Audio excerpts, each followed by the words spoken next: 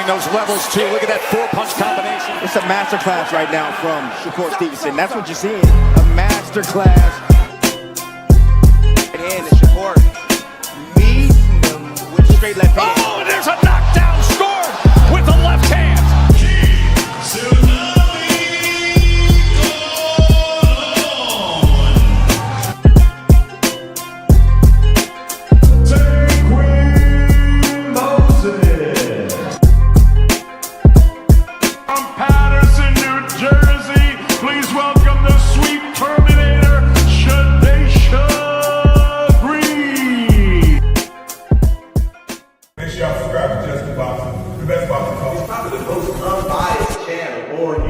Right now, we're going to give him his just due. Shout out to my brother, Just Due.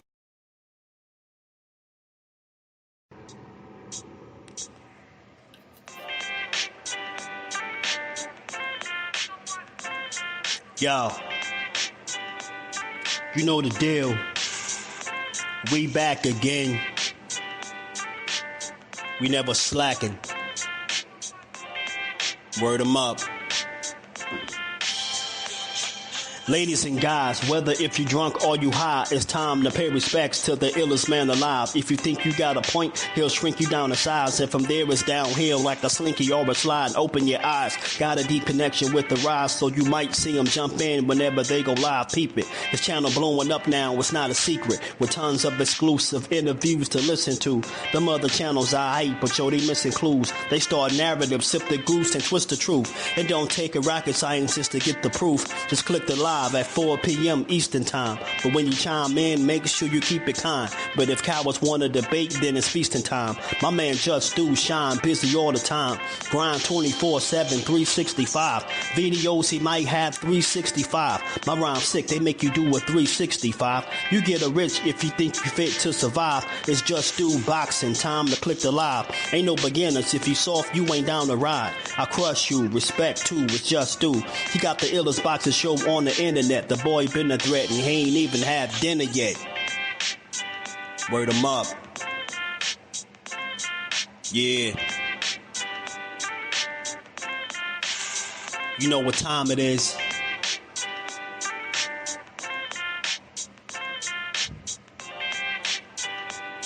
$4 p.m. Eastern. Click the link.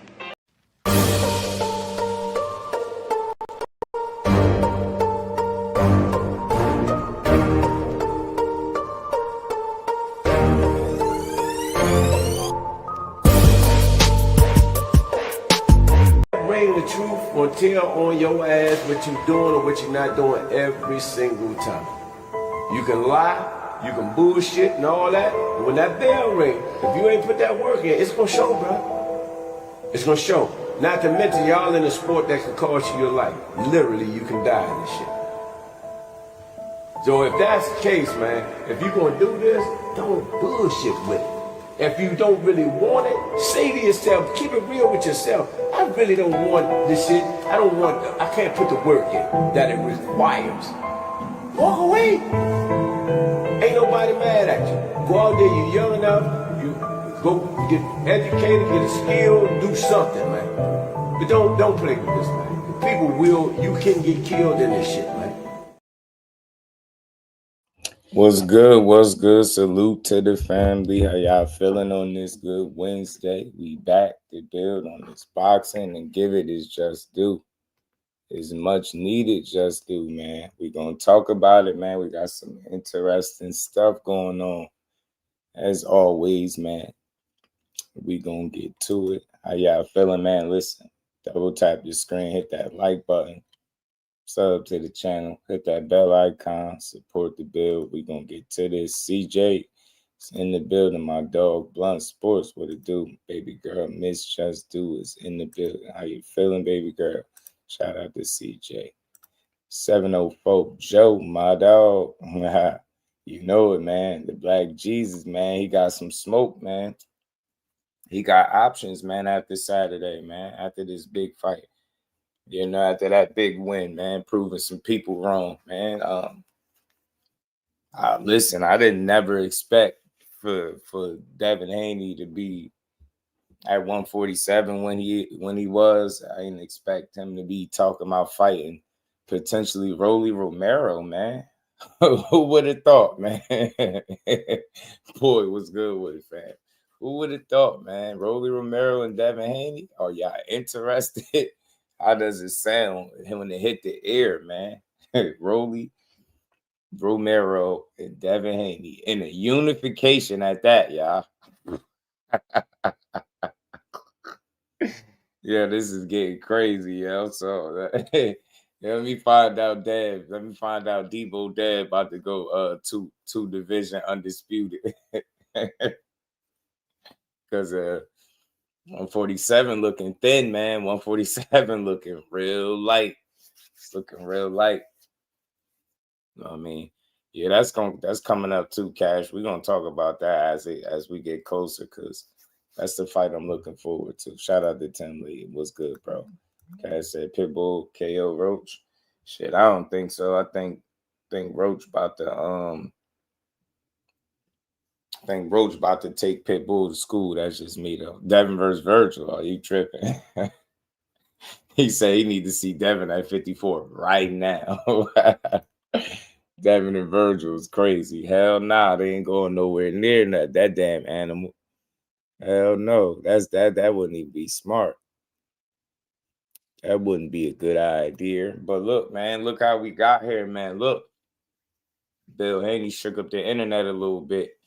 He shook up the internet a little bit with this Devin Haney versus Rolando Romero for February 2026. He asked in the boxing world who wants to see it. So I think he should go for it. Yeah, man. Hey, he in that position. Hey, Blunt look, he got past arguably the most dangerous guy, man. The sky's the limit. Devin Smart, he better mash on the gas right now. He better mash on the gas right now. 147. He better go ahead and try to claim it. They better leave all that other stuff alone. Just leave it alone. Stick to 147. See how special you can be here, bro. Listen. You added time. Boxing is about timing and opportunity, and right now is a really good opportunity for this dude to be able to really make some noise at 47, bro. I'm telling you. I mean, I see him going back and forth with Conor Benn. You know, his dad talking about Rolly. You know, you got Richardson, Hitchins talking about fighting him. Tiger Johnson going back and forth, man. It's a lot going on in boxing for Devo Dead, man. Huh? Is he going to run the gauntlet, man, at 47, man? Because him and Rolly is something that I ain't gonna lie to you. That's something that I could say I ain't expect to even hear about, think about. You know what I'm saying? Rolly, that one came out of nowhere. I'm not gonna lie, bro. Rolly, I can't say I expected that one, man. Hold on, where is that video at with Bill Haney? Cash sent the happy poop. Shout out to Cash. Appreciate the gift. Man, yeah, man. Y'all send the gifts. Send the the support for the channel. As soon as I said it, Big Dog Willie come through. My boy. What's good with it? Shout out to Big Dog Willie, man. He said, thank you maniacs for the hit on me. Just do. I'm scared. Finally, they put a hit on you. How they got that bag of men on your head, Big Dog. Hey, man, I can't come to Detroit and they put a hit out on Big Dog, man. What's the world coming to, man? Shout out to everybody in the building. Look, double tap the screen. It's free. Hit the like button, sub to the channel. Let's build. Let's talk about it, man. Are y'all excited for it? Look, I love boxing more so than anything. I don't care about no narratives. I just want to see fights. I'm not even here to complain. I know a lot of people like, man, Rolly, damn, Rolly's this, Rolly's a bum. And I know the stuff that they said about Rolly in the past, but at the end of the day, you know, boxing is about opportunities and what makes sense. If you Devin Haney after beating Brian Norman, now you're the newly crowned, you know, WBO champion at welterweight, 3-division champion. That division is thin at the top. We were speaking on it yesterday. It's thin at the top, man. It's wide open. It's there for the taking. Boots moving out of the division up to 54 created a lot of breathing room for those other guys that's there. Let's just be honest. You know what I'm saying? Shout out to Big Dog Willie, man. And we ain't never got a box again. Well, right. well. I already been getting these, but now it's time for you to get your just do. Oh yeah, man. Yeah, you ain't know Blunt. Yeah, I can't come to Detroit. Dude told me he better not catch me in Detroit. That was so random, but yeah, it was one of them tanking maniacs. He was in my my inbox on Facebook telling me I can't come to Detroit just to say he gonna subscribe to the channel after really watching the video. People be tripping, man. MAW, what's good with it, fam? How you feeling? Man, yeah, man. Hit the likes for your boy, man. We gonna build on it. But look, yeah, why not? Rolly does have a belt. I'm not with all of that. Oh, he's a bum. Go after this one. And nah, I see the play.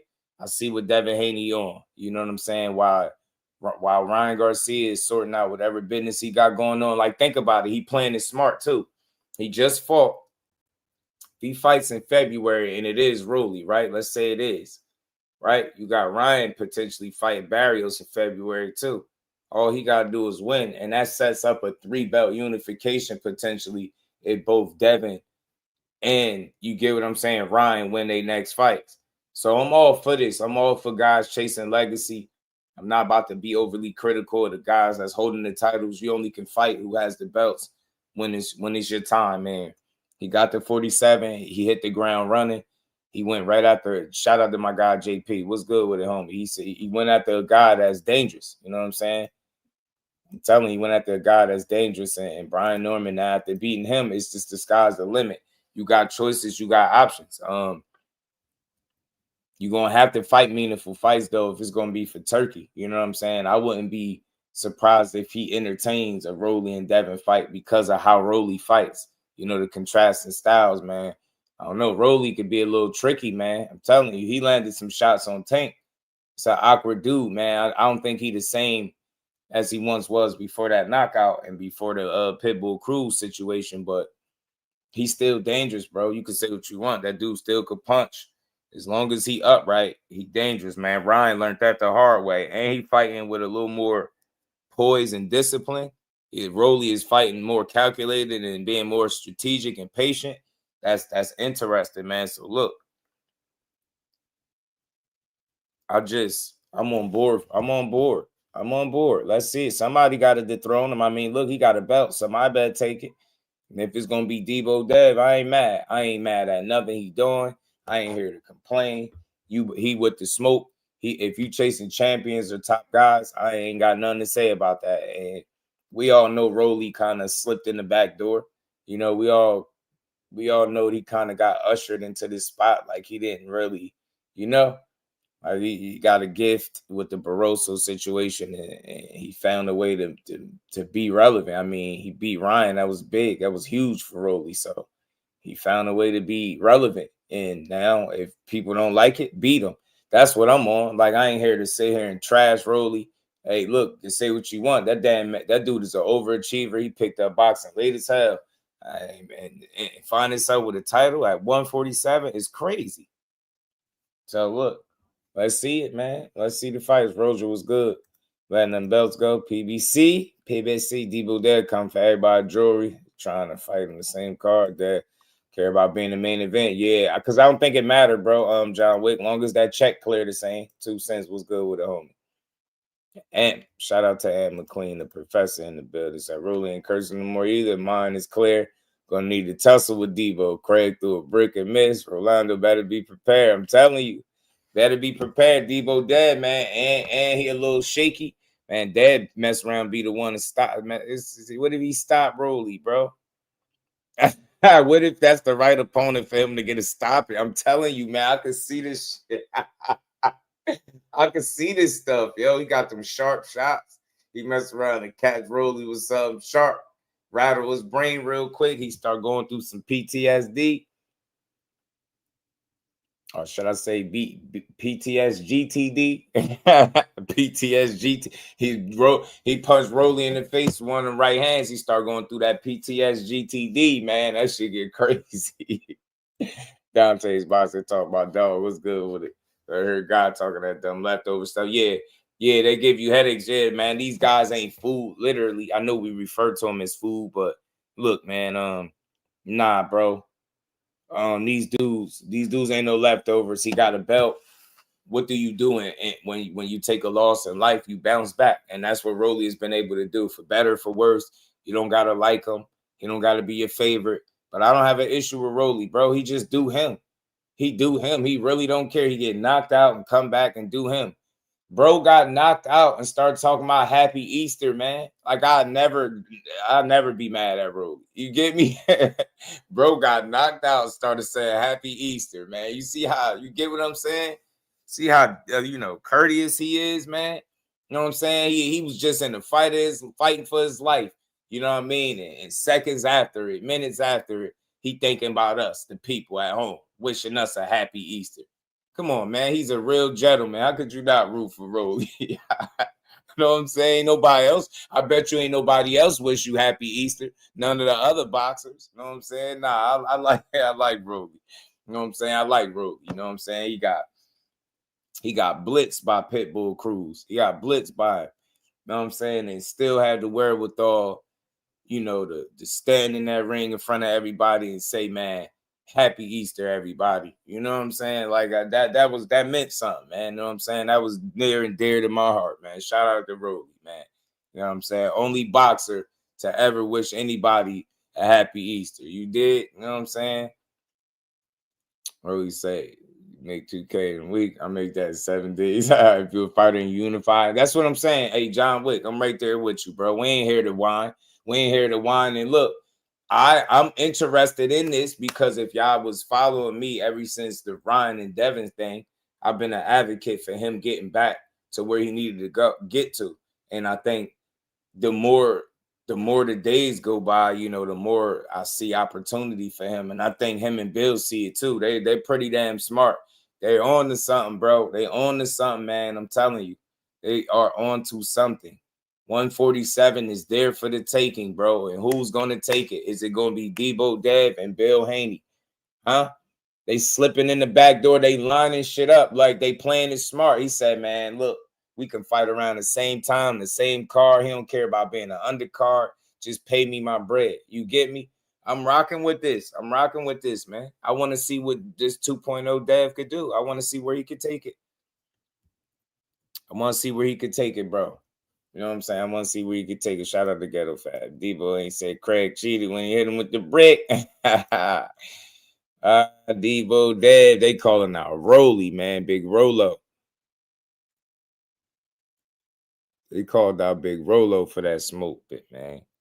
Hold on. What is that? I gotta play this video by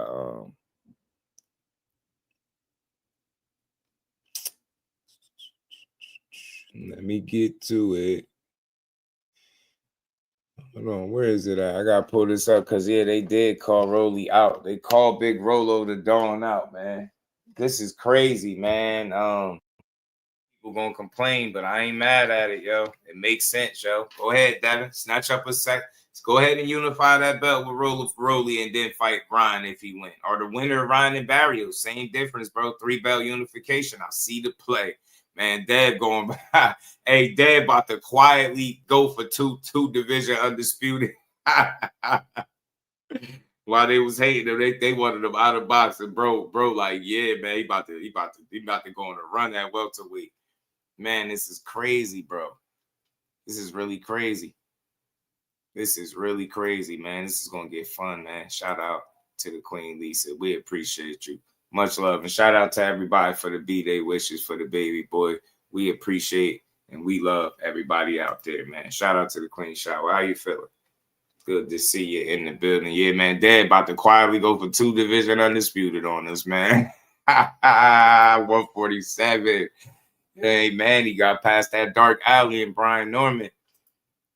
And now it's like Brian Norman to be back for sure, but in the meantime, as he get himself back in the mix, I can't wait to see that get back too, because losing is one thing, but man, when you get back and shut everybody up, bro, that shit hit different, man. It hit different. I can't wait to see that for B Norm. You know what I'm saying? I can't wait to see it. But, and similar thing with Devin Haney, bro. I was somebody that was heavily rooting for his get back. You know what I'm saying? And mainly because he got cheated. You You know, if it would, even if he didn't get cheated, I still have been rooting for him to get back and bounce back. You know what I'm saying? That's just how I'm cut when it comes to this boxing, man. I like to see these dudes bounce back. And Find out if we can make you know what I'm saying? Now he's in a position where you can do that. Y'all make sure y'all double tap that screen for your boy John. We appreciate you, bro. Much love, man. Rolly TMT, last hope. Shit, it's not even to be funny. Is TMT really still even a factor at this point? Yo, it's so quiet for them, right? Like shit different for them, but it ain't quiet. You know what I'm saying? You see it, hey, Shaw, you see the play. He's slipping in there, man. He's slipping. Hey, Shaw. Hey, Queen, he's slipping in the back door. You hear me? He's slipping in the back door. And look, this is the thing. While they sitting there hating and complaining and overanalyzing the fight that he just won, look, two real fighters got in the ring this past Saturday, and Devin and Brian. Devin got the win, right? Brian Norman said, man, he'll be back stronger than ever. And I believe he will. You know what I'm saying? But now Devin and Bill has moved their sights to the next belt, the next opportunity, and it makes perfect sense. Going after Rolly, especially with it, and it's very smart. See, this is what people ain't gonna give him credit for because they don't like him. And I'm not a part of that bunch. I ain't nothing personal, man. Bill, keep doing what you're doing. That shit working. You pissing people off. That shit working too. Keep doing it. They got that belt, the WBO champion. They looking at Rolly as food, man. Let's call it what it is. They see opportunity, and that's what you're supposed to do in boxing, man. Hey, man, point to the easy work. You know what Floyd used to say? Point to the easy work. Dev said, man, Rolly. Bill said, Rolly, what's up? I'm just trying to see if we can get this going. February. That shit land on the same card, and Ryan wins. Bro, a 3-belt unification in a rematch with Devin and Ryan, it would be crazy for him. Yo, I'm telling you, yo, bro, about the man. If he get through that shit, he gonna be 2-time undisputed. Devin Haney get through that, he gonna be 2-time undisputed. I was just trying to find out. I'm just trying to find out if we can make Rolly and Devin.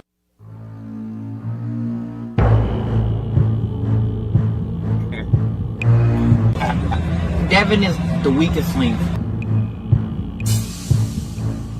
Nah, we gotta talk about this. We about to build this shit up. Hey, it's a unification. I ain't tripping. I love it. Hold on, I gotta go to the Rolly shit, man. Didn't he just run? Man, y'all remember this stuff, man. Man, oh man, y'all. This is gonna get interesting. Stretched out boxing. He said they heard Eddie saying Conor was going for Rolly. I'm telling you, look, they're gonna beat him to it. Slow feet don't eat. They're gonna mess around and beat him to it. They're gonna mess around and beat him to it. I'm telling you, and that shit gonna be crazy.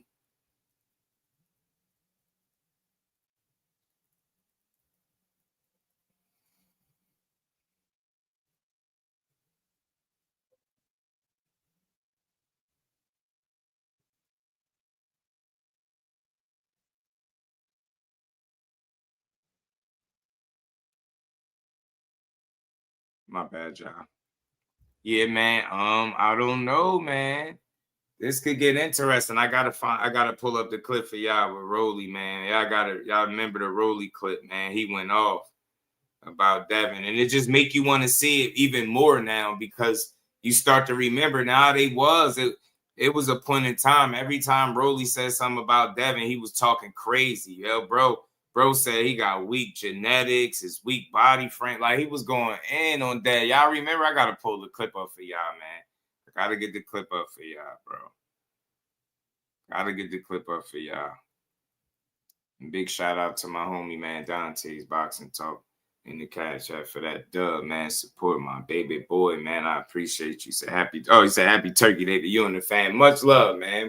Happy Turkey Day to everybody that celebrate, man. I hope y'all enjoy y'all day, man. I forget, damn, Thanksgiving is right here. Y'all gotta pardon me. Shout out to Dante. And we ain't never got to box again. Well, I already been getting these bets, but now it's time for you to get your just due.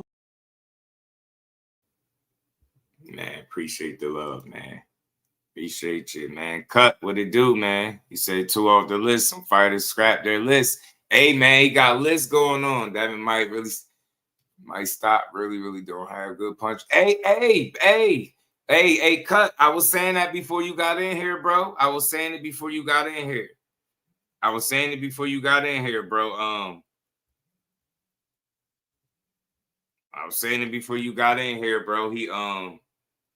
He messed around and stop him, yo. And I'm telling you, I see the play because they're opportunists, and I don't mean that in a bad way. And they're smart, and they slide, and they slip.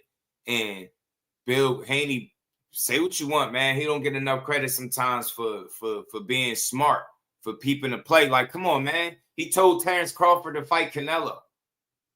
Like, people want to overlook that. You got to call it what it is, bro. You get what I'm saying? You get me? Man, you got to call it for what it is, bro. God, you got to, man. Like, he a smart guy. He a little mad scientist, man. Little puppet master, low key. And now, like, think about something right now. You just won a belt. You just proved people wrong. You got up out of there relatively clean, right? You live to fight another day. Your career continues, right? You get another opportunity to prove people wrong. And look, if you can line up a fight, that's going to allow you to unify the belts on the same card with another guy that you fought, that you plan on unifying with. They really playing this shit smart. Because if they get through all of that and they have that one last belt remaining, yo, you can't tell me that Devin Haney can't win it. I'm not. And on top of that, like Cut said, Rolly's punch resistance been in question, bro. It's been in question. So Devin mess around catching with something sharp. I'm telling you, rattle his cage and get a dare I say get a knockout on Rolly, bro. Man, I'm telling you, Dev 2.0 is looking really. I see where they could win that. Yeah, I think so too, Lisa. I think he being really smart about it. He being smart about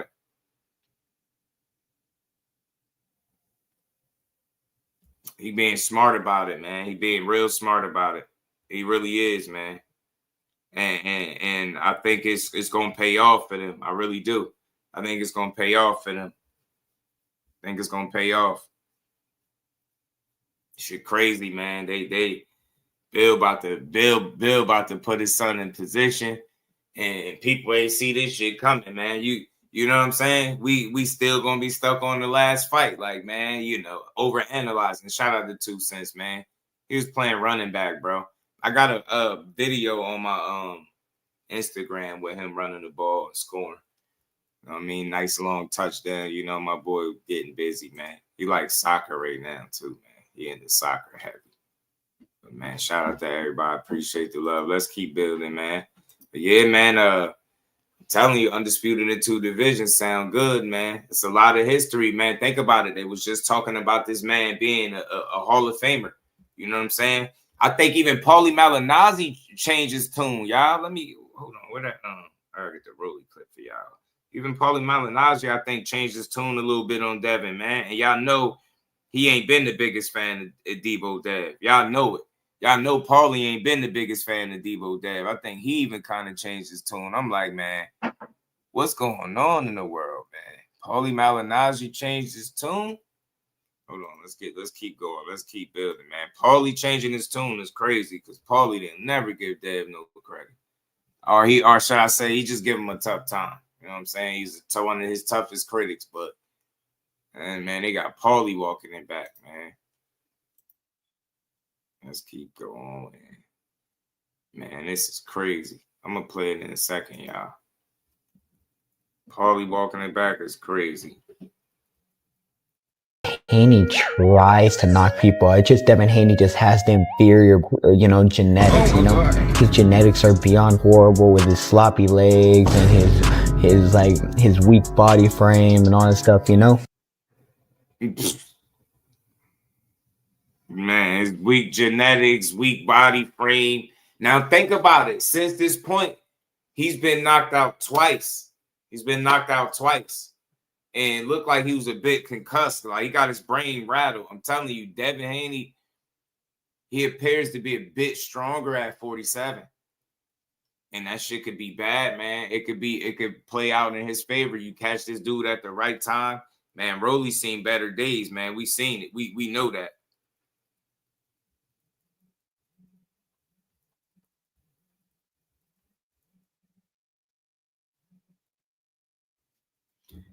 You said that. I'm telling you. Yeah, man. I don't believe he said Blair to Flair beats them all. Blair to Flair. Yeah, Lisa, I'm with you, man. I just think that power talk is like a bit overstated, right? Notice the last couple of opponents that, the last few opponents that went in there talking about his power this, power that, he buzzed and hurt them all, right? He buzzed and hurt, he hurt Regis, dropped him, and they had the corner threatening to stop the fight when Regis was talking that pillow hand stuff. Even Ryan Garcia, caught Ryan Garcia with a shot and buzzed him. Ryan Garcia was just Osterine raged up, so he was able to recover, but he got him. Brian Norman, he surprised him, I think, and Senior with the power, right? So I just think it's a bit overstated. He's not no power puncher, but he's sharp. If he catch you with a shot that you ain't prepared for, he can hurt you. In 8-ounce gloves, you can get hurt, man. Like, people don't get that. They don't understand that shit. You really can get yourself hurt, man. It's no different, man. So I do think he's a little bit stronger, might be a little bit more filled out and things of that nature at 147 pounds. So you just can't count him out, man. That's what I'm saying. I think if you go in there underestimating the punching power, I think you can get surprised, because it's not just power. It's speed, precision, timing, accuracy, all that shit, punch placement, all that shit play a factor, man. And you could see it with the knockdown that he got over Norman, right? It wasn't that he was punching so hard. It was just well-placed, well-timed shots. And it was shots that Norman didn't see necessarily, right? And that could be the end result. You know what I mean? He knocked him down to the knee. He ain't flatline him or nothing, but he got stinging power. I always say that. He got, he can stop you in your tracks, and he can surprise you, knock you off balance, knock you down, or out if you completely not paying attention, right? If you ain't on point. Kid ain't he ain't got no feather dusters, man. I just ain't running with that. But listen to what Paulie had to say too, man. Paulie kind of changed his tune on that. But this is the kind of guy Devin is, and I said it on my own channel. I said sometimes guys like this don't get the credit they may deserve because they disarm you, they disassemble you. They kind of disassemble the bomb instead of being the ones who drop the bombs. And Devin is more of a guy who just strips you naked and be like, all right, bro, you got nothing left now. You know what I mean? Instead of disarming you or disassembling you completely, where even the layman can be impressed by that. While the guy who takes you apart little by little, sometimes he doesn't get enough credit because it's not as sexy. It's not as flashy. It's not as the big bombs aren't impressing the layman. But nonetheless, this was against probably the most talked about of the welterweight champions. Listen, we've talked about this welterweight division is a bit weak, but nonetheless, Norman was the most talked about of the welterweight champions. So he did it against Norman. He didn't do it against Barrios, who I think, I'll repeat that, I'm not really that impressed with. He didn't do it against Rolly, who can be hot and cold depending on when you catch him. He did it against Norman, who, he'd been hot and cold in the past, but was on a little bit of a tear here. And as a young guy, was impressing a lot and was the talk of the welterweight division, especially with Ennis gone.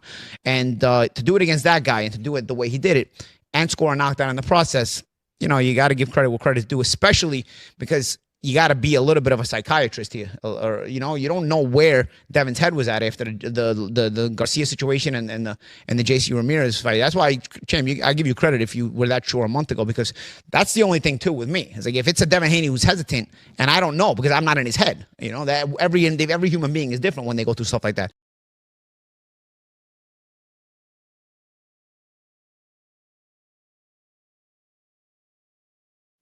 And so you see, even Paulie, man, Paulie had to walk some things back. Oh, I didn't even see you back there. Paulie had to walk some things back, man, and give Devin Haney some credit, man. BVO, what's good with it? Oh, what's going on, man? How you feeling, dog? I'm all good. Ed McMahon got to come sit with Johnny sometime, so I thought I'd pull up. This man's a fool, bro. What's good? Hey, shout out to my man Just, man. But what's good with you? I thought it was a good fight. I'll tell you this though, I'm a little disappointed that people don't give Devin more credit. I know we don't do that over here, but You got to give him credit for what he's doing. We don't see non-punchers fight the biggest punchers in the division like this. And I think whenever you hear Paulie talk about Devin, it's always insightful because to me, they're the same fighter as far as skills. Only thing I would say is I thought Paulie was a way better boxer because some of those shots that he took against Ryan, you know, I don't think Paulie would have took those. But then again, people got to remember what Ryan can do with that left hand. We really hadn't seen since Roy Jones. That's flat. That's like fast twitch muscle. Everybody's not going to do that. Brian's loading up with his left hook, so it's a little bit different. But that's one thing I will say. But hey, it's good to see this because you're seeing these guys want to be great, man, and that's exciting. Just like when we seen Shakur when he fought Willie Zepeda. Only thing I didn't like, and I asked you what he meant by this. He said he'll never fight like that again. Why do you think he said that? Because I thought he looked terrific when he fought Willie like that. Nah, because he's smarter than that. That's not his MO to take that many shots like that. Now he did, but he looked spectacular fighting, beating somebody at their own game. But Shakur, I heard him speak on it, and I wanted to get him back on here just to put it on the platform and ask him. But his grandfather instilled that defense shit in him, you know, as a kid. And he know the less you get hit, the longer you last. So he, you know, that's just not his game. I think he just wanted to shut some people up. You know what I mean? Kind of show him like, I just like, that's clear as day that everything people said he couldn't do, he did it. Now you shouldn't need him to see him do that again to know he can do it. He showed you it, right? So he just let you know that he's smarter than that. You know what I'm saying? Ain't good enough at the same time to take that kind of risk where you fighting somebody. You get what I'm saying? That what they do best, and then you still find a way to beat them. That shit was impressive, man. But that was amazing, bro. I was glad to hear that. You know what I'm saying? I was so happy. I was like, yes. Nah, because you ain't changing your style. If there's anything you know about Shakur, man, he stick to what he know. You know what I'm saying? He stick to what worked. You know what I'm saying? So I think that was just to shut some people up. Damon when he did it, it was just like one of those things where I didn't know he could do that. And it was just like, and I tried to throw this out there that much, but that was some Pernell Whitaker Floyd shit that he did. Because we all know how good he is, but to see him actually get in the fight, because he leaves fights so clean that people don't give him credit. That's the one thing about Shakur, because he's so clean in these fights. It looked like he playing with little kids, like he the 5th grader beating up the 3rd graders, but that's not the case. He just that good. And when he went in there and showed you that he can fight like that, I was like, and I called you. I said he might be one of the best niggas in the world if he can fight like that. But I don't know why he said that, because I think if he fight like that, he's must see TV, man. Because you ain't gotta throw and do all the extra stuff. You just gotta just outclass niggas like that and be in some danger. That's what I mean. In some danger. Like, you know, I love when the baby said he almost knocked you out. I didn't see that, but that's funny. Yeah. The baby was funny. Babies will get you, boy. The babies will get you every time, boy. But yeah, man. Shout out to Damon. It was good with it. But yeah, he's smart, man. That kid is smart. Stick to what you know, and you know that shit gonna take you where you need to go. You don't need to go through that shit again unnecessarily, right? You just proved the point, and you go back to what got you to this level and do what you do best. Forever G's was good. Like, I never seen somebody get, you know, I don't know, almost like thrown under the bus for being smart. Hell nah. The name of the game is hit and not get hit, right? And that's what he do. And even as far as like, you know, I'm starting to see these charts and these numbers come out, and I already was familiar with the numbers to a degree, right? You're starting to see the plus minus coming out, man. I think me and Ant was talking about I had the best combination punchers. That dude number 2, man, behind Benavidez. In combination, he punching, throwing right? 1, 2, 3, 4. They don't get credit for that. He is right. doing They'll make you think that he don't throw punches and he's not offensive, but these numbers keep you know shooting them narratives down. You get what I'm saying? Whether it's the plus minus, having the highest plus minus ratio in boxing actively, and then being number 2 behind a Benavidez, bro, the human octopus, man. That's a video game player, bro. He throw punches like a cheat code. That shit is like a video game to him, bro. We just seen it. He just had a moment. He punched Anthony Yards so many times. Like, I don't know how many punches. I think he said it was a 14-punch combination or something, or he threw 14 punches unanswered. That's ridiculous, man. So, for keep in mind, though, Think he doing it David right. Benavidez isn't on the same planet as Shakur in talent. We got to keep that in mind. So it's different. It's different expectations when you look like he's looked at times. That's the thing I think he don't understand. If you look this great all the time, you're gonna get unfair expectations. It's just how it goes. I think. Yeah. I hope he deals with that better because, come on, let's be real. We talking about David Bennett, man. David Benavidez couldn't hold Shakur's gym shoes, bro. In talent, I'm talking about natural talent. What you get from God. There's not many people that can move like he can. Educated footwork, and we talking about he actually can decide, which is rare in boxing, if he wants to get hit or not. That's rare. When you can decide, hey, you know what? I honestly seen him this fight with Willie get hit on purpose. I actually seen him say, you know what? Let me show that I'm human, because honestly, it's just like the fights in any fight you watch. You want to know guys are human. And if they look like he looks, that's why he's so avoided. But people don't ever bring up the fact that Shakur and David both, we had two of the most avoided fighters in boxing on the same card. Shakur is avoided. It's not that he's bad to watch or he's boring. He had a bad performance against De La Santo. I think he understands that, but he's actually being avoided. And when you see a guy be avoided, it's for a reason. It's for a reason, man. I hate that we never gonna see him in Devin, but I think Shakur really he be having dudes running. He be having dudes running. I don't know. I don't know. We gonna talk about some of that today too. LaMarcus was good. We gonna talk about that too. That keep coming up, man. I just gotta talk about it. I think they homeboys, man. I think it's a Mike Tyson Riddick Bowe thing where they're not gonna fight because even if they don't say it, I think they really homeboys. Because you see, I never really heard Shakur ever say nothing crazy. I never ever heard Devin say nothing. It sound like they probably friends, man. So they probably won't fight, which is cool too. That you can everybody not gonna fight because I would have loved to see Big Daddy Bowe knock Mike Tyson's head off, but we didn't get it. We didn't get it. I mean, look, that conversation is coming up more and more because I just look. They wasn't. Brian Norman wasn't number one, right? We ain't got to go through all of that, but they fought him. They won all that stuff, but they was already thinking about trying to fight Shakur then. You know what I mean? But see, it's a gap with the weight, so that was the hold up. Like, is he gonna go? Is he gonna take the fight at the weight that they at? Now they way up at welterweight. I just hate the fact that they waited till he got up there, and now the conversation started again. It's kind of stupid. It's like, bro, what?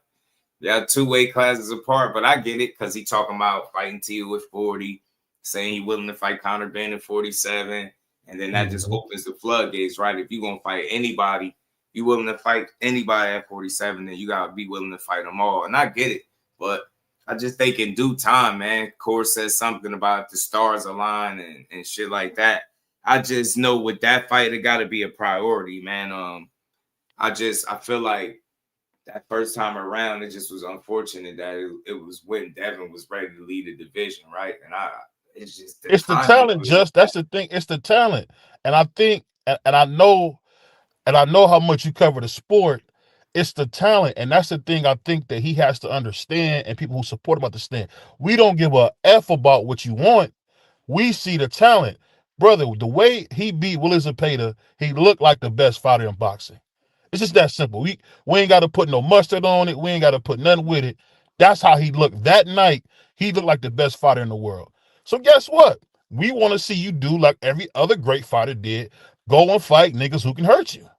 It's that simple. This ain't no new thing for him. When you got Sugar Ray Leonard talent, Floyd talent, Pernell Whitaker talent, there was no reason you should have seen Pernell Whitaker and Oscar fight. But Pernell knew and I think Pernell was old in that fight, but he still put Oscar on his pockets. When you got that type of talent, no one cares what you think. They want to see you in the ring, and we'll pay you a king's ransom for it. That's all it is with Shakur. He got to know who he is and stop thinking that people are trying to pick on him. No, your talent says you the best. So show me. I don't really think Core talk like that, man. I'm talking about the way sometimes he kind of comes off frustrated or almost offended that people want that. That stuff. That's old. what I mean. Like if you just look at the last few fights, like some of that stuff, like the last little situation, I think you could point to was the mix up with Turkey, right? Since then, I don't know. He been kind of chill. He been kind of focused, locked in. That's what I want to see. He ain't really caring. The ones that's rocking with him, he gonna fight for them. The ones that don't, you already know how he feel. It's F him. So, man, I think he good. I think he know exactly who he is, and you see, he locked in. That's what I'm saying. Like, we be talking about some minor stuff, man. Everybody get frustrated. Shit, we get frustrated. Oh yeah, no, I'm not saying that's not part of it. Imagine you just being every time you fight, you keep winning, but they keep knocking you, right? Like, think about it. They already trying to knock this next opponent right here in Teofimo. You hearing people are on panels pushing that this shit is a cherry pick. It's nasty work. It's versus two-time Ring Magazine champion. In my life. I ain't gonna lie. I give T a lot of credit. I wouldn't fight that slick nigga. I wouldn't do it. You got to make me fight dudes like that. If I'm T.O., I'm going to keep doing what I'm doing. Give me the biggest, blackest nigga who going to come to me I can look great.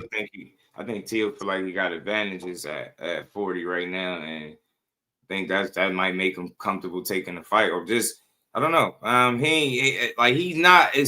He's confusing because he's not scary. Nobody that fought Loma in the way was adamant about fighting Loma when he did. It's a scary guy. He went up there, beat Josh Taylor up, beat his ass. People thought he was going to lose to him. It's not a scary guy. He's a confusing guy. He's hard to figure out, but maybe he feel like he got some advantages over Core. Maybe he want to pick and choose too. He want to pick and choose. And that's the thing you got to remember. Interesting pick and choose. Think about it. He said no to Matias. Right, like it was Edwin Rodriguez. It was some other people that you could have fought. But yes, the Sims, once upon a time, like you said no to all these dudes, and you turn around and fight Shakur. You said no to that. Maybe he's painted himself into a corner though, because you can't keep saying no to everybody. You can't say no to Matias, say no to Devin. Go out there and troll Boots and troll Terrence Crawford, and you out there fighting Pedro Campa and Steve Claggett. No disrespect to the Dragon, because I'm a Steve Claggett fan. But you fighting that variety of guys, you can't rest on the laurels of that Lomachenko win forever and Josh Taylor, especially after the way Josh Taylor looked his last couple fights at 40, and then he got his ass beat by Echo Esselman. So at some point, it's time for you to restore your name. You gotta put some more respect on your name. And hell, Shakur Stevenson is an elevator. It's just when that, he beat bro. Shakur, when he beat Shakur, brother, that's a household Hall of Fame name, bro. People know, and that's the thing about Shakur. This is a 3-division champion who came from 126. When T.O. get this dude, I don't want to hear no more, oh, T.O. ain't this. I don't want to hear none of that. I want to hear whatever, Honduras or whatever the nigga from, Floyd. That's all I want to hear. Floyd Mayweather shit. That's Floyd Mayweather shit. Give me the slickest nigga you got, and we beat him. Come on, bro. Because what T.O. told me in New York was something I didn't even realize. He said that, and I hope you don't mind me saying this, he said that he made some mistakes with the promotion company. He was paying the dues for some of the stuff he said and did with the promotion company. And really what he was looking for was his freedom. And through Turkey, he's able to do that because Turkey just wants you to fight. And I think the thing with T.O. is he's picking and choosing because he's looking at styles. He sees something in Boots that we didn't see in Josh Taylor. He sees something, and I don't know where he's seeing Bud, but he sees something in Bud that make him think I can beat him. And when he lays Shakur, oh my God, I just can't wait, bro. I'm gonna be the first one.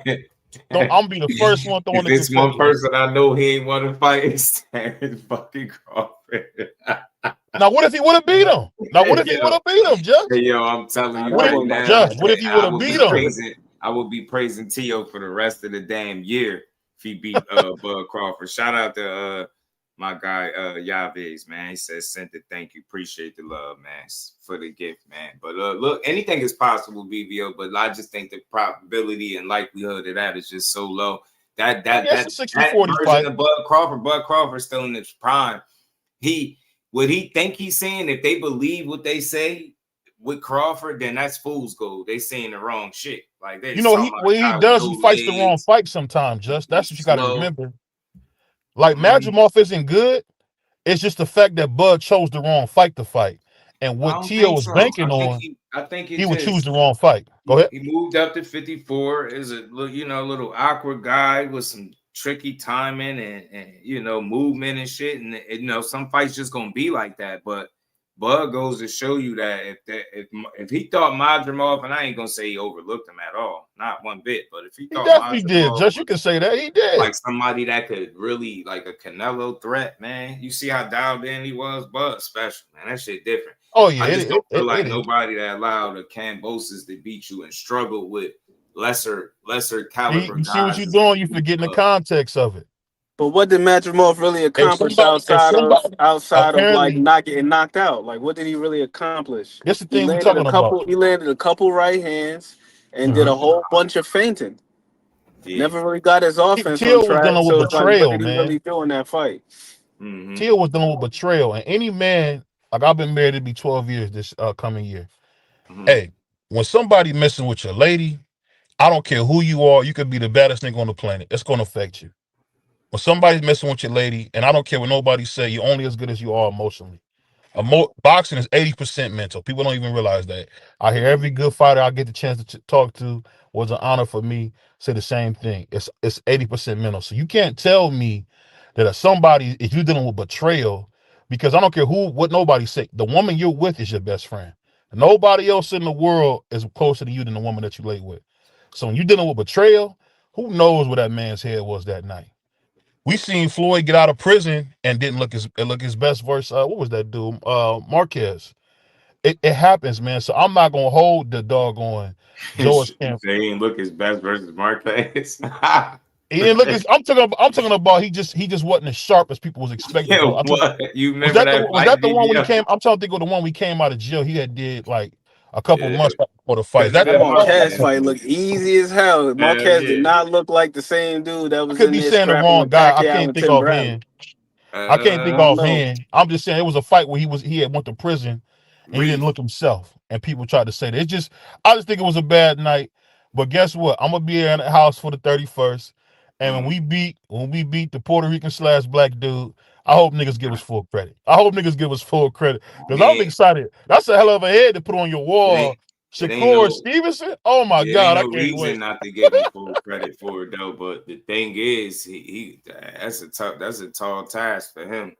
That over relying on your athleticism, that bluffing and shit that you've been doing with these lesser caliber guys, that shit gonna be a different challenge in front of you, man. Y'all see what Core on.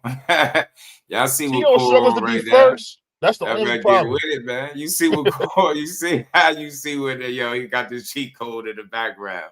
Shit, they about to cook to your ass. He said, I don't know everything. Say, I want you and your big brother. How about that? What he said, man, I said, I don't know it all, but what I do know is Shakur Stevenson beating the guy to Teofimo. Hey, just this is because we brothers, man. Let's put 50 on it. Ah, man. Hey, let's do it. I'm telling you, man. Core ain't losing to Teo, man. Core gonna give Teo that Willie lump treatment, man. Hey, I don't take no pesos. You my big brother, but I don't take no pesos. But we got to talk about this though, because I mean, look, Devin is doing something smart, man. He positioning himself. I just like what these guys are doing, man. These are two of the guys that get a lot of hate, and I hope they pass through a line across each other, like Core's saying. But it's like I see what people are doing, right? They throwing Devin. You said you'll fight Conor Benn, so why not Devin too? All right, man, just calm down, bro. Calm down. Pump y'all brakes, bro, because that shit.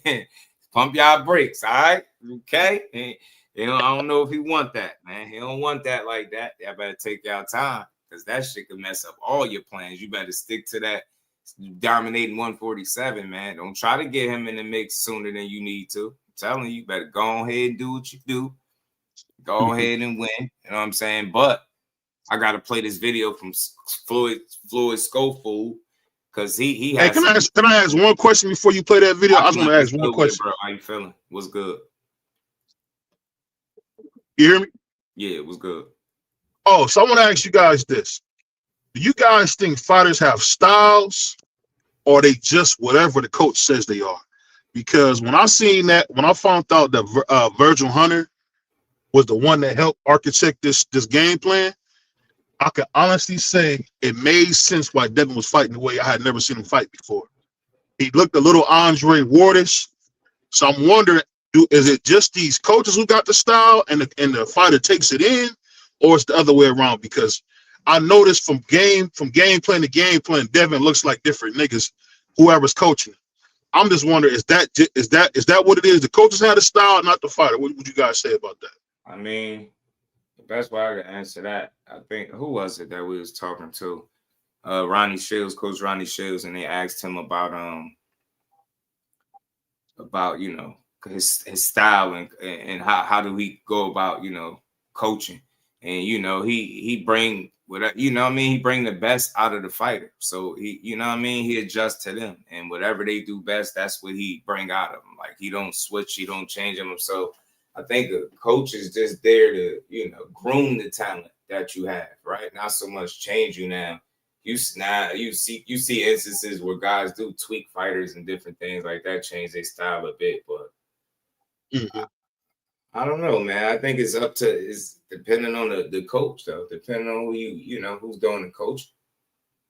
You didn't see Jamal looking a little. You didn't see Morrell looking a lot like Jamal when he fights, as far as the way he's fight, how big he is in his stance. Like, you didn't see those similarities to Jamal Charlo and Morrell, because they both the same coach. Yeah, you're gonna see it. Yeah, you're gonna see it, because Ronnie Shields, don't get me wrong, he got a staple. Like, I feel like, you know, his fighters, man, they set shit up behind their jab. They very fundamentally sound, man. Smart, discipline. I think that's what he teach, man. And shit, I wish Behind the Hands was here, because he could tell you better than I could. He know the man, but Ronnie is a smart dude, man. He gonna do his best for the fighter to bring the best out of you. I see KO is Rolly a good fight. The way I look at it, it's a smart fight for Devin. It's a fight that is tricky, right? Because Rolly is a wild card, unpredictable. But if you Devin, you trying to snatch belts up right now in the division that just ain't that deep. You know what I'm saying? You beat the boogie. I don't even call him the boogeyman, but you beat the most dangerous guy in the division, right? They was labeling Norman. Cool. Now you got the you know, the engine revved up and ready to go. Now you go solidify yourself with the next best thing. Go beat up Rolly. Is it a great fight? Nah, but I think they passed that. I think they trying to just do what makes sense, and that's how they survive up there at 47. Because to me, in a perfect world, you fight Rolly. Say you fight him in February, how his dad's suggesting, and you move on to a possible Ryan. Say Ryan and Barrios do fight in February too. Say Ryan do win. Now you're talking about a 3-belt unification. So I think they pass it being, if it's a good fight for them, right? It's smart. I think it'd be smart just because he got a belt. So for me, in my mind, if you chasing down titles or good fights, I ain't tripping. You know what I mean? I can't control what these dudes do no way, so I ain't gonna be mad. You know what I mean? It is what it is. I just know Rolly do got that chance, right? He got that chance to catch you and clip you. So I feel like that would just be smart business for them.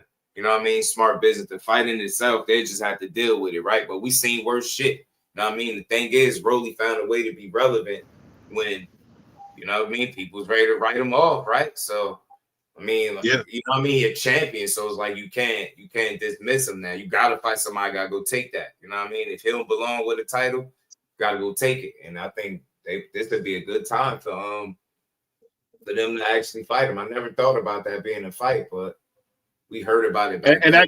that coach make it dangerous, which was why I was asking you that question, because Rolly looks like a different nigga with this new coach. I've never seen him fight like that.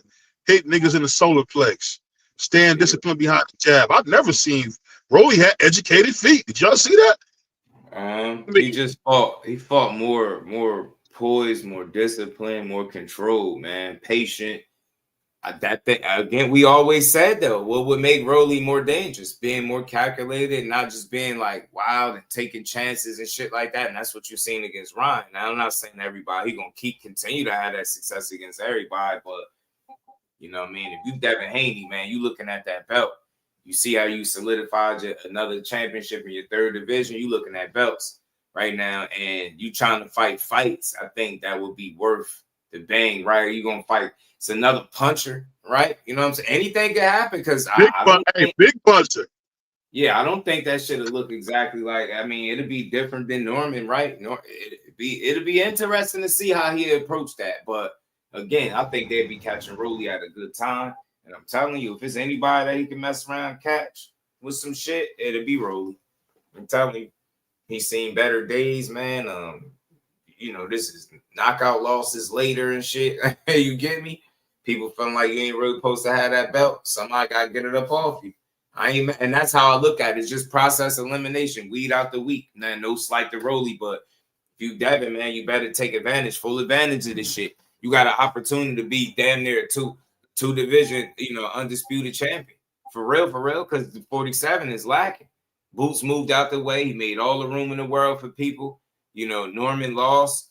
Now it's like, all right, you get me? Who else did you have winning out the division? Get what I'm saying? Barrios, no. Who the other guy? Who is it? Is it Shakur? Lewis Crocker. Oh, Crocker. Yeah, exactly. Crocker. Yeah, Crocker probably getting beat dead by whoever he fight. Whoever he fight, he getting beat dead. So think about that. And like, come on, man. Lewis, who got Lewis Crocker beating Devin Haney? So I think that's what they're doing.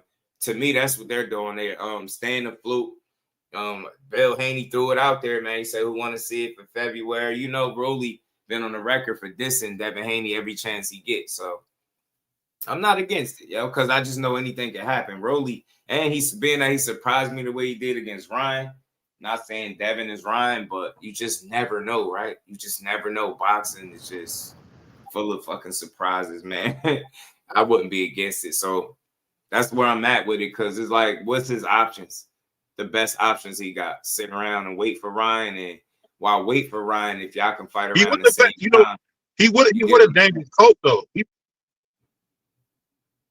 just would a dangerous coach. That's the only thing. I said Rolly with a coach who's known to rejuvenate niggas. And when you talk about Rolly with all that power, educated, he could easily knock Devin's head off his shoulders. Easily. Right. Because everybody, even you never hear Tank give people credit on that power. What do you say? Yeah, that nigga's punching. Everybody say that. So if he punching with his coach, man, it's a chance. And I've been saying this since I've seen his new coach. Forget the Ryan fight. Rolly got a chance to beat anybody dead, bro. With all that power fighting like that, patiently, come on, dog. Don't let him touch you. Don't let him touch you.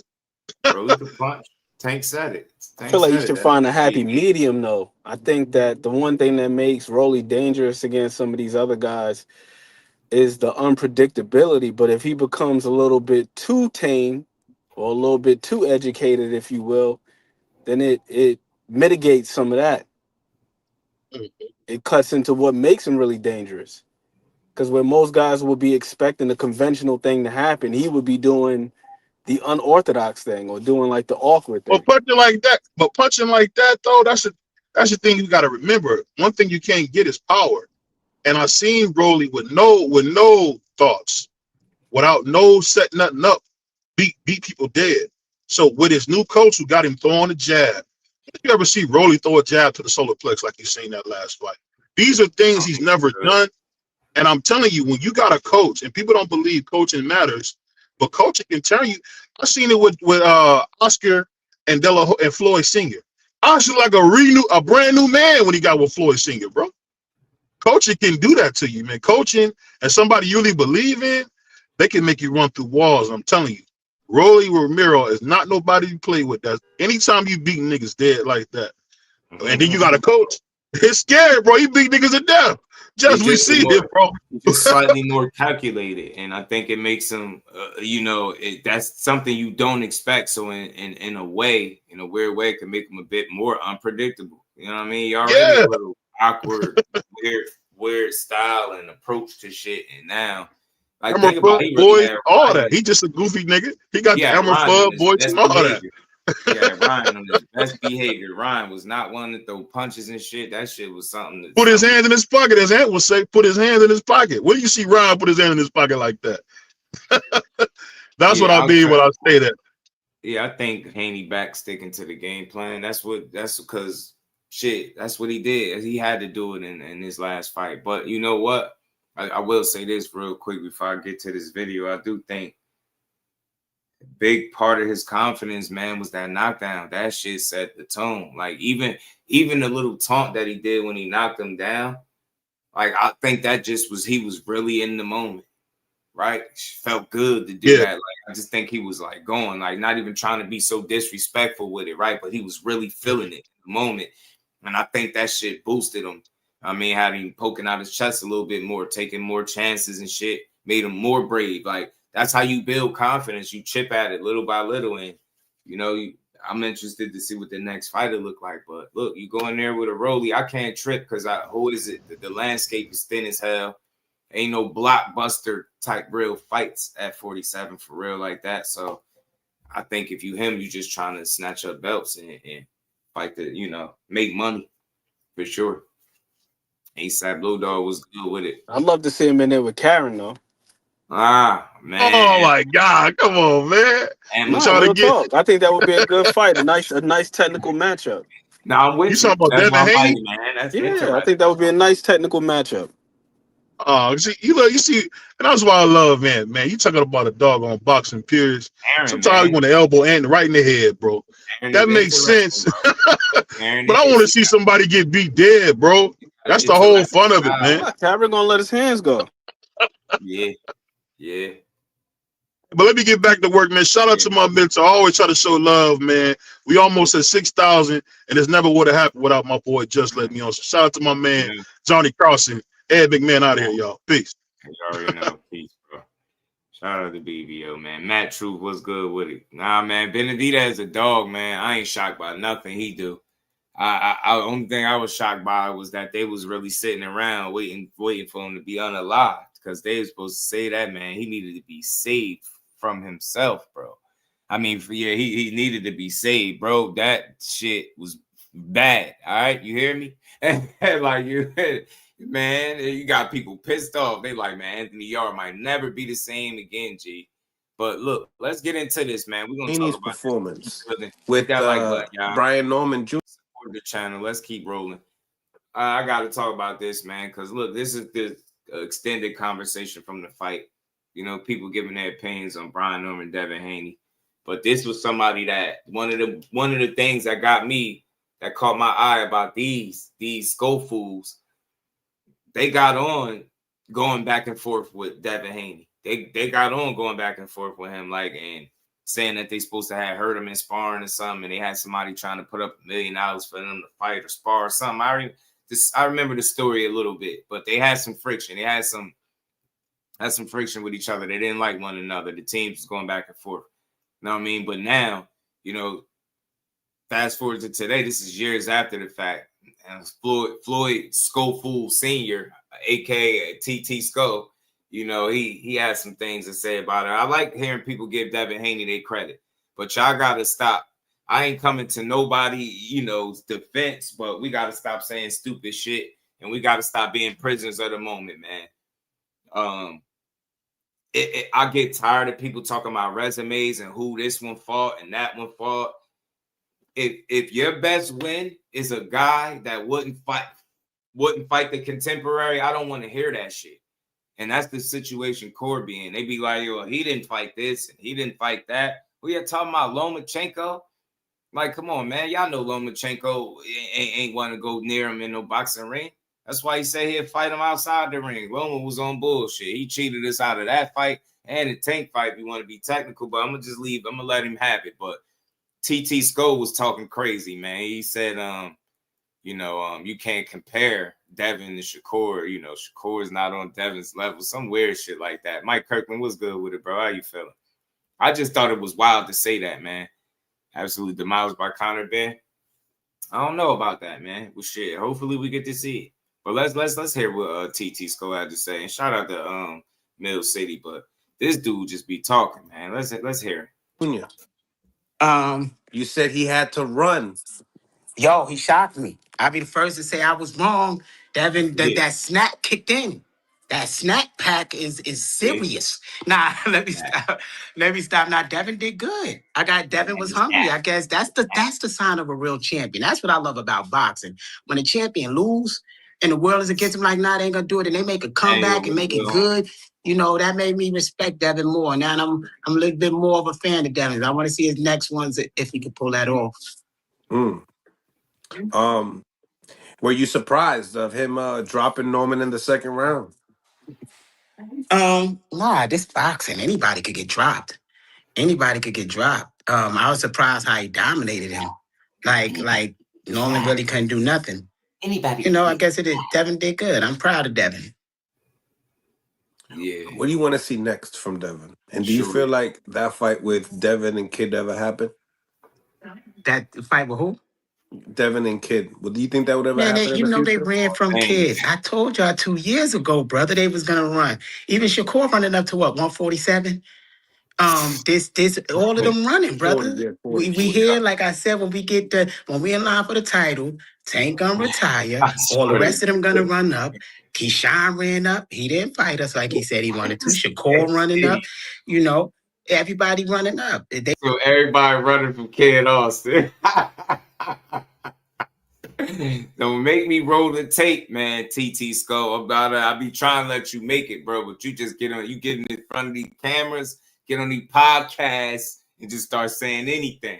How the hell somebody run from you that gave you a chance to fight?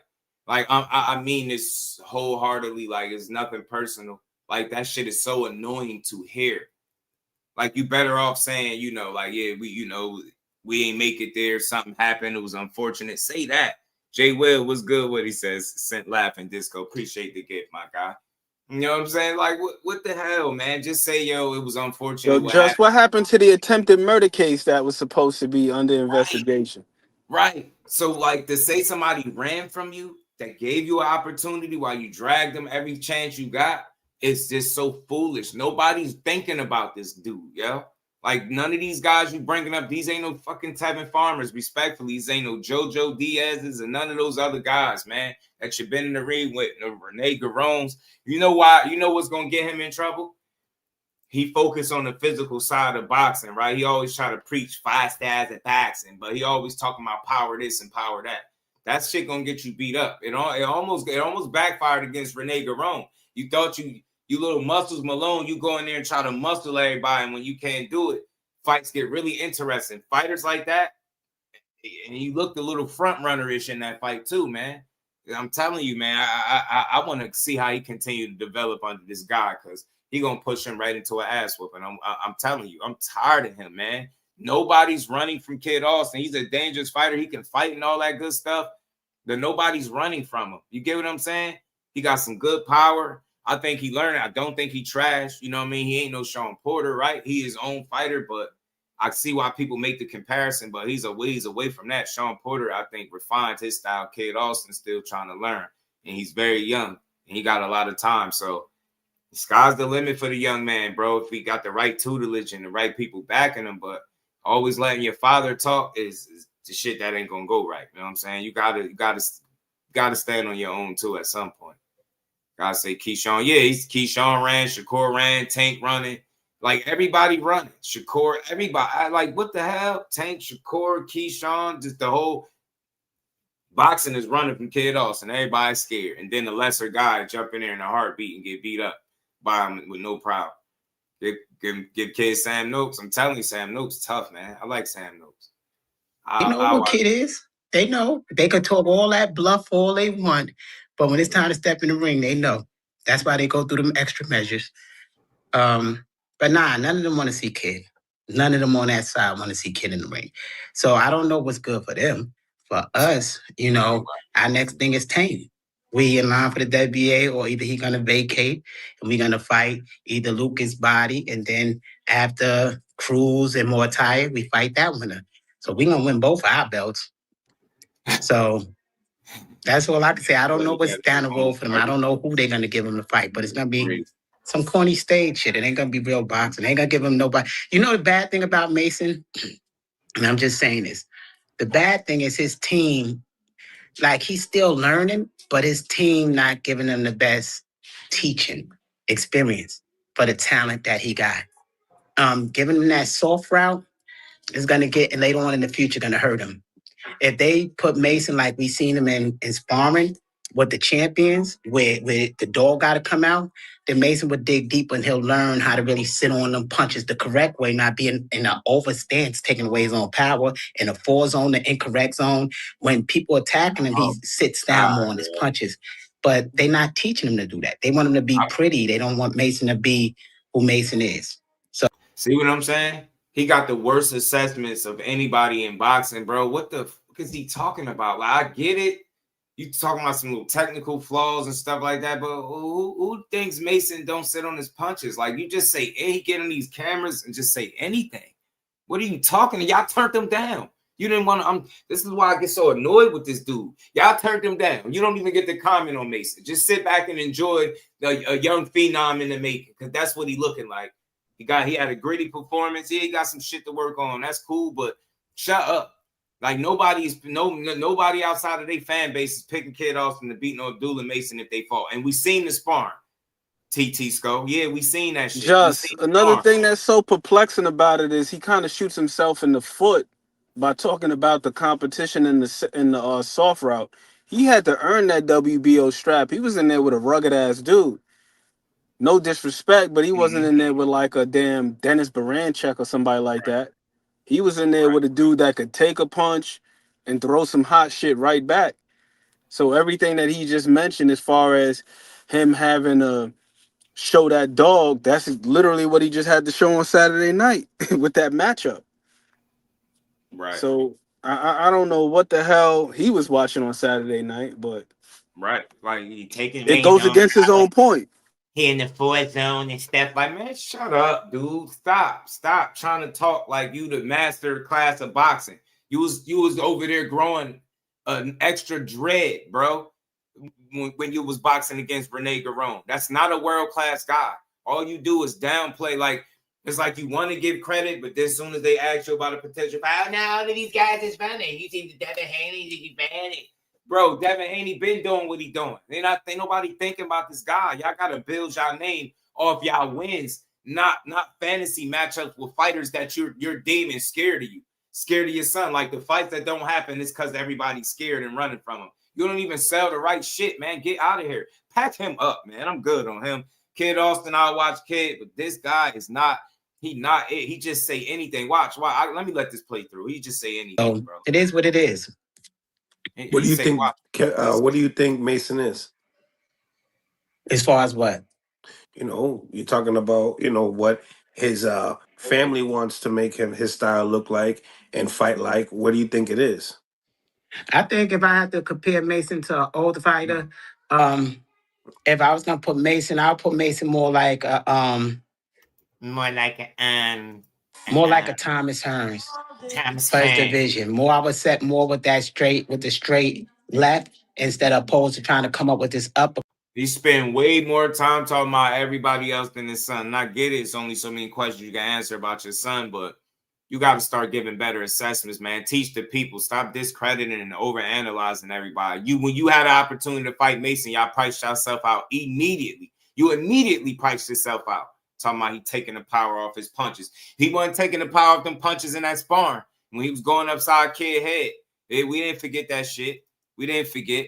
We weren't taking all these punches he don't have to take. He got a wide stance, so he waiting for people to jump in, but they haven't taught him how to attack people coming forward from angles.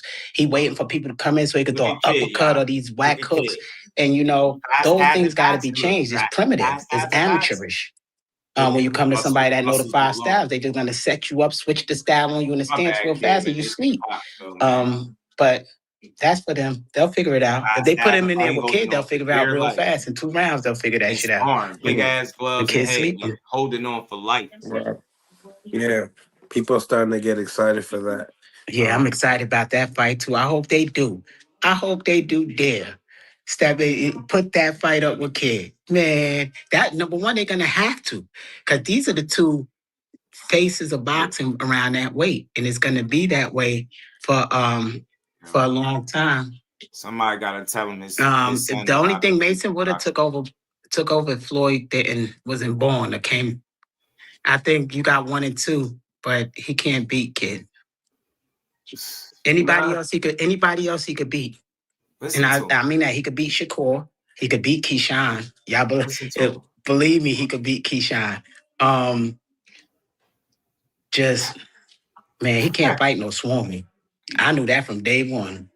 I don't even know why they put him in there with that guy like that and thought he was gonna look good. Yeah, I mean, your What? predictions right now for the Shakur Stevenson and Teo, you also have, Teo in that fight, right? This is a born Yeah, I hater. got Tio in that fight if they fight. If they fight, it might. Yeah, I got Tio in that fight if they fight. Yeah, I got Tio in that fight if they fight. Yeah, I got Tio. Man, yo, I'll be tired, boy. Hey, around look that at gym. his Who phone don't right what? Who don't what? What you just said? I said I work out so therefore I can age gracefully. What he about? Know This about the TT gym. school right You know your there. way around the refrigerator. He said you know your way That's around him the that food. he cut the dreads, Or coming y'all. up here eating all the time. Where you bought your Will muscles was from? good with Ruben, shut up, because you What's your- bring your ass in here asking what- for a chicken pasta. Yeah, but you What's got your diet? message time. But I can't have carbs. And why you put your 2 That's cents him. in? That's him after he I cut got the with you for dreads, so y'all. long. Look at him. That's him after he cut the dread. I'm dead serious. I That's come him. down all the way to the week of, and then something kick off. So I'm not believing nothing from that side until the fight happens. I see the people in the ring because I know how they do shit, and then Fan base replace is somebody good with with an electrician or something. So I know how they do. So it. I'll be Look, he's happy when I still see making them in the ring. accusations, bro. And like I said, Floyd would step up to 140 and fight any one of them right now. So he do it. But I have That's a lie, yo. He had an opportunity to fight Mason and he priced himself out. Y'all remember? Y'all remember he did that? Shout out to Behind the Hands TV, my brother, man. The version of Sam Noakes smokes Kid Schofield, man. I'm telling you, because you know what? He gonna give him exactly what he looking for. And he made it through Mason like that. I think Mason's a better fighter than Kid, more polished. I definitely think he gives him headaches, hell in the ring. He'd be sturdy, tough enough. He'd be able to deal with them little bursts. You know what I mean? Them little jumping in and out. And I love to see how that fight will look in the second half because I know it'll go there. Teofimo over him. Strong I as like to hell. see the Teofimo and Devin fight. That one I would like to see more than the Shakur one because the Shakur fight gonna be boring. Shakur ain't knocking nobody out, so it's gonna be technical, Neither is Devin. and that's good for me. did I'm an it. old head, but most people don't want to see no technical fight. They want to see some knockouts and blood. So you get that with Devin? Yeah, he's a you dummy. obviously feel that don't like Teal's this the dude. puncher. Do you think he could accomplish that? I believe Teo got more power than Shakur. Right. Compared to That's all he talking Shakur. I about is mean, power. the thing is with Shakur play on inches. But not enough Casual to knock him out. Oh, Teal. it depends. It depends. Shakur play on inches. That's Shakur whole style. He wants you to miss inches so he can counter. It's hard for somebody. It's hard for somebody to beat Shakur who's not a switch fighter. A switch fighter take away that range, so he can't lean back and do that little dumb shit. He's gonna have to fight. So if Teo could learn how to switch fight to cut off that range, that jump back and all that, then it'd be an easy fight for him. Shakur ain't like that. Shakur ain't like that. Shakur starts Listen to this moron. Shakur ain't no easy fight for nobody. getting hit. He start panicking. He get hit and start panicking. In 24 fights, you ever seen him get hit and panic? Or is Predator just talking? Detective Lieutenant Major Murphy. You know what I'm saying? Just talking. But we thought that was gonna happen with Devin. Well, who? With Devin Devin. and Shakur are two different people. Right. We can't Damn mix. right. We can't mix the two up because we spoke about Devin and Devin came out looking good. Don't have nothing to do with Shakur. Shakur looked really good with Cepeda. Devin was undisputed champion. Was Shakur the undisputed champion? So we talking about two different levels right now. So you can't put Shakur in a level with Devin. He haven't accomplished that. He tied his name into it because he's. Now you can't put Shakur and Devin on the same level because Devin got undisputed and Shakur did. Remember this, and I'm not knocking Devin, but imagine what Shakur would do to Kambosos. Like, I'm not going to even play these games. Imagine what he'd do to Kambosos. Seriously, though, how many rounds you got Kambosos winning against Shakur? And this is why I don't like these talking points, just because then it makes you feel like a hater for even saying something like that. Like, because it's like, yo, Devin he was undisputed, so you don't want to diminish that accomplishment, but then it get a little murky, man, because it's like, but it's like, it's like, damn, just off the accomplishment alone, that means they're not on the same level. That's pretty stupid. Like, nobody says that. Like, they are on the, well, you know what? I'm gonna just let them have that. Think what you want, but that'll be a real fight. They're a couple weight classes away. It's funny how that conversation's starting up now, though, with him being at lightweight. It's funny to me, but this dude is a big hater of Shakur, bro. Big hater of Shakur, man. This dude don't like nothing about him. And it's crazy. It's all for nothing because he gave y'all the opportunity to make money, to fight for a title. Y'all screwed that up. And then you take it out on him. You got nothing but negative shit to say. But this is the part where I know it's fake, and this is how I know boxing is fake in. They know, like, after a while, people gonna forget. You get what I'm saying? These dudes were fucking cheerleaders not too long ago. I'm so serious. His son was making whole posts about Shakur being his favorite fighter in boxing. I'm dead serious. You can't make this up. Nothing changed from there. He didn't lose no fight, none of that. The only thing changed was you start looking at him as an opponent. You clout chased. He called your bluff, gave you the opportunity, and you shit the bed, and now you still mad, hating every chance you get. In these interviews with Mill City, shout out to him, but that shit annoyed me, bro. You got to stop knocking guys, man. You just said Shakur and Devin Haney not on the same level because Devin Haney achieved undisputed. He tied his name into that. Like, you idiot, man. They had sparring that went viral. Sparring when it went viral, bro. Them too. Tie his name into it, man. Don't make me roll the footage, man. I'm gonna let him make it, bro. Because we spoke about Devin, and Devin came out looking good. Don't have nothing to do with Shakur. Shakur looked really good with Cepeda. Nobody looked good. Devin was undisputed champion. Was Shakur ever undisputed champion? So we talking about two different levels right now. So you can't put Shakur in a level with Devin. He haven't accomplished that. He tied his name into it because he's friends with Crawford and he's friends with Andre Ward. And so they tie him into it, but he hasn't fought the people that Devin fought, like a Lomachenko, and he haven't. So y'all just Lomachenko turned him down and then went and fought Kambosos. And Kambosos is the guy that he beat for undisputed, right?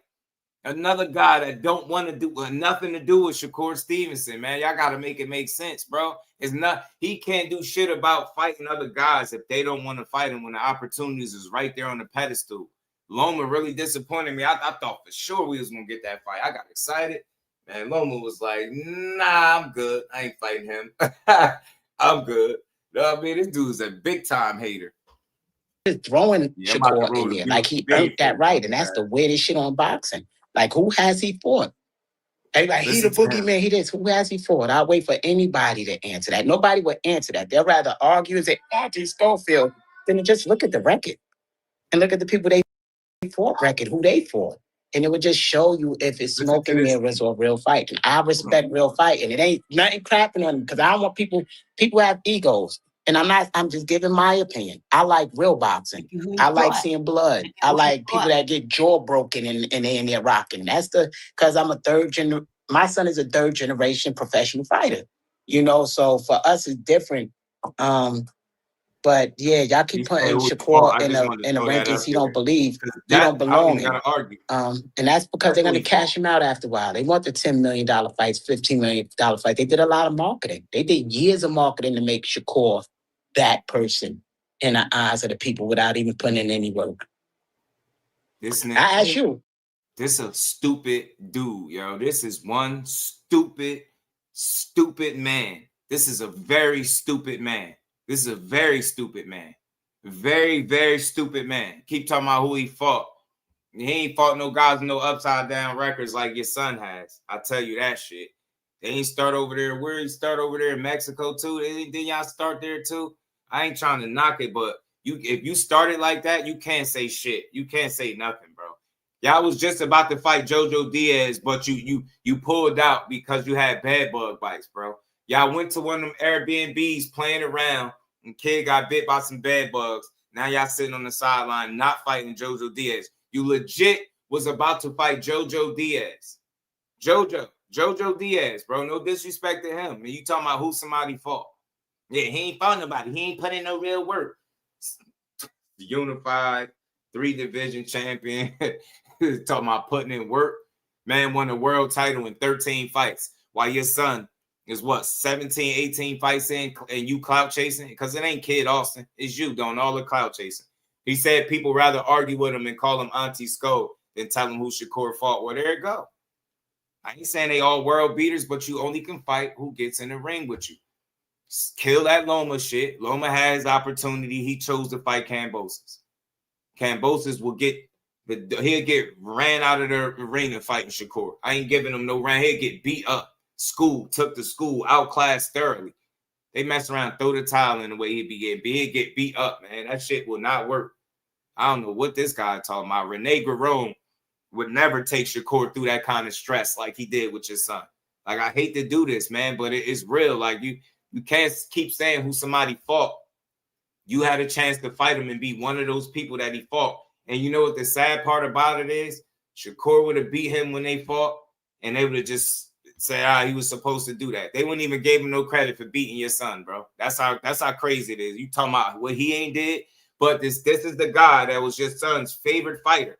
Man, I wish I was petty enough to screenshot all them times he kept making them posts talking about who his favorite fighter was. Y'all I swear, from idols to rivals, bro. And y'all ain't even rivals because y'all can't even make it to the ring. Every time y'all about to fight somebody of substance, something happened. Ashton Seal, y'all rib was hurting. You get what I'm saying?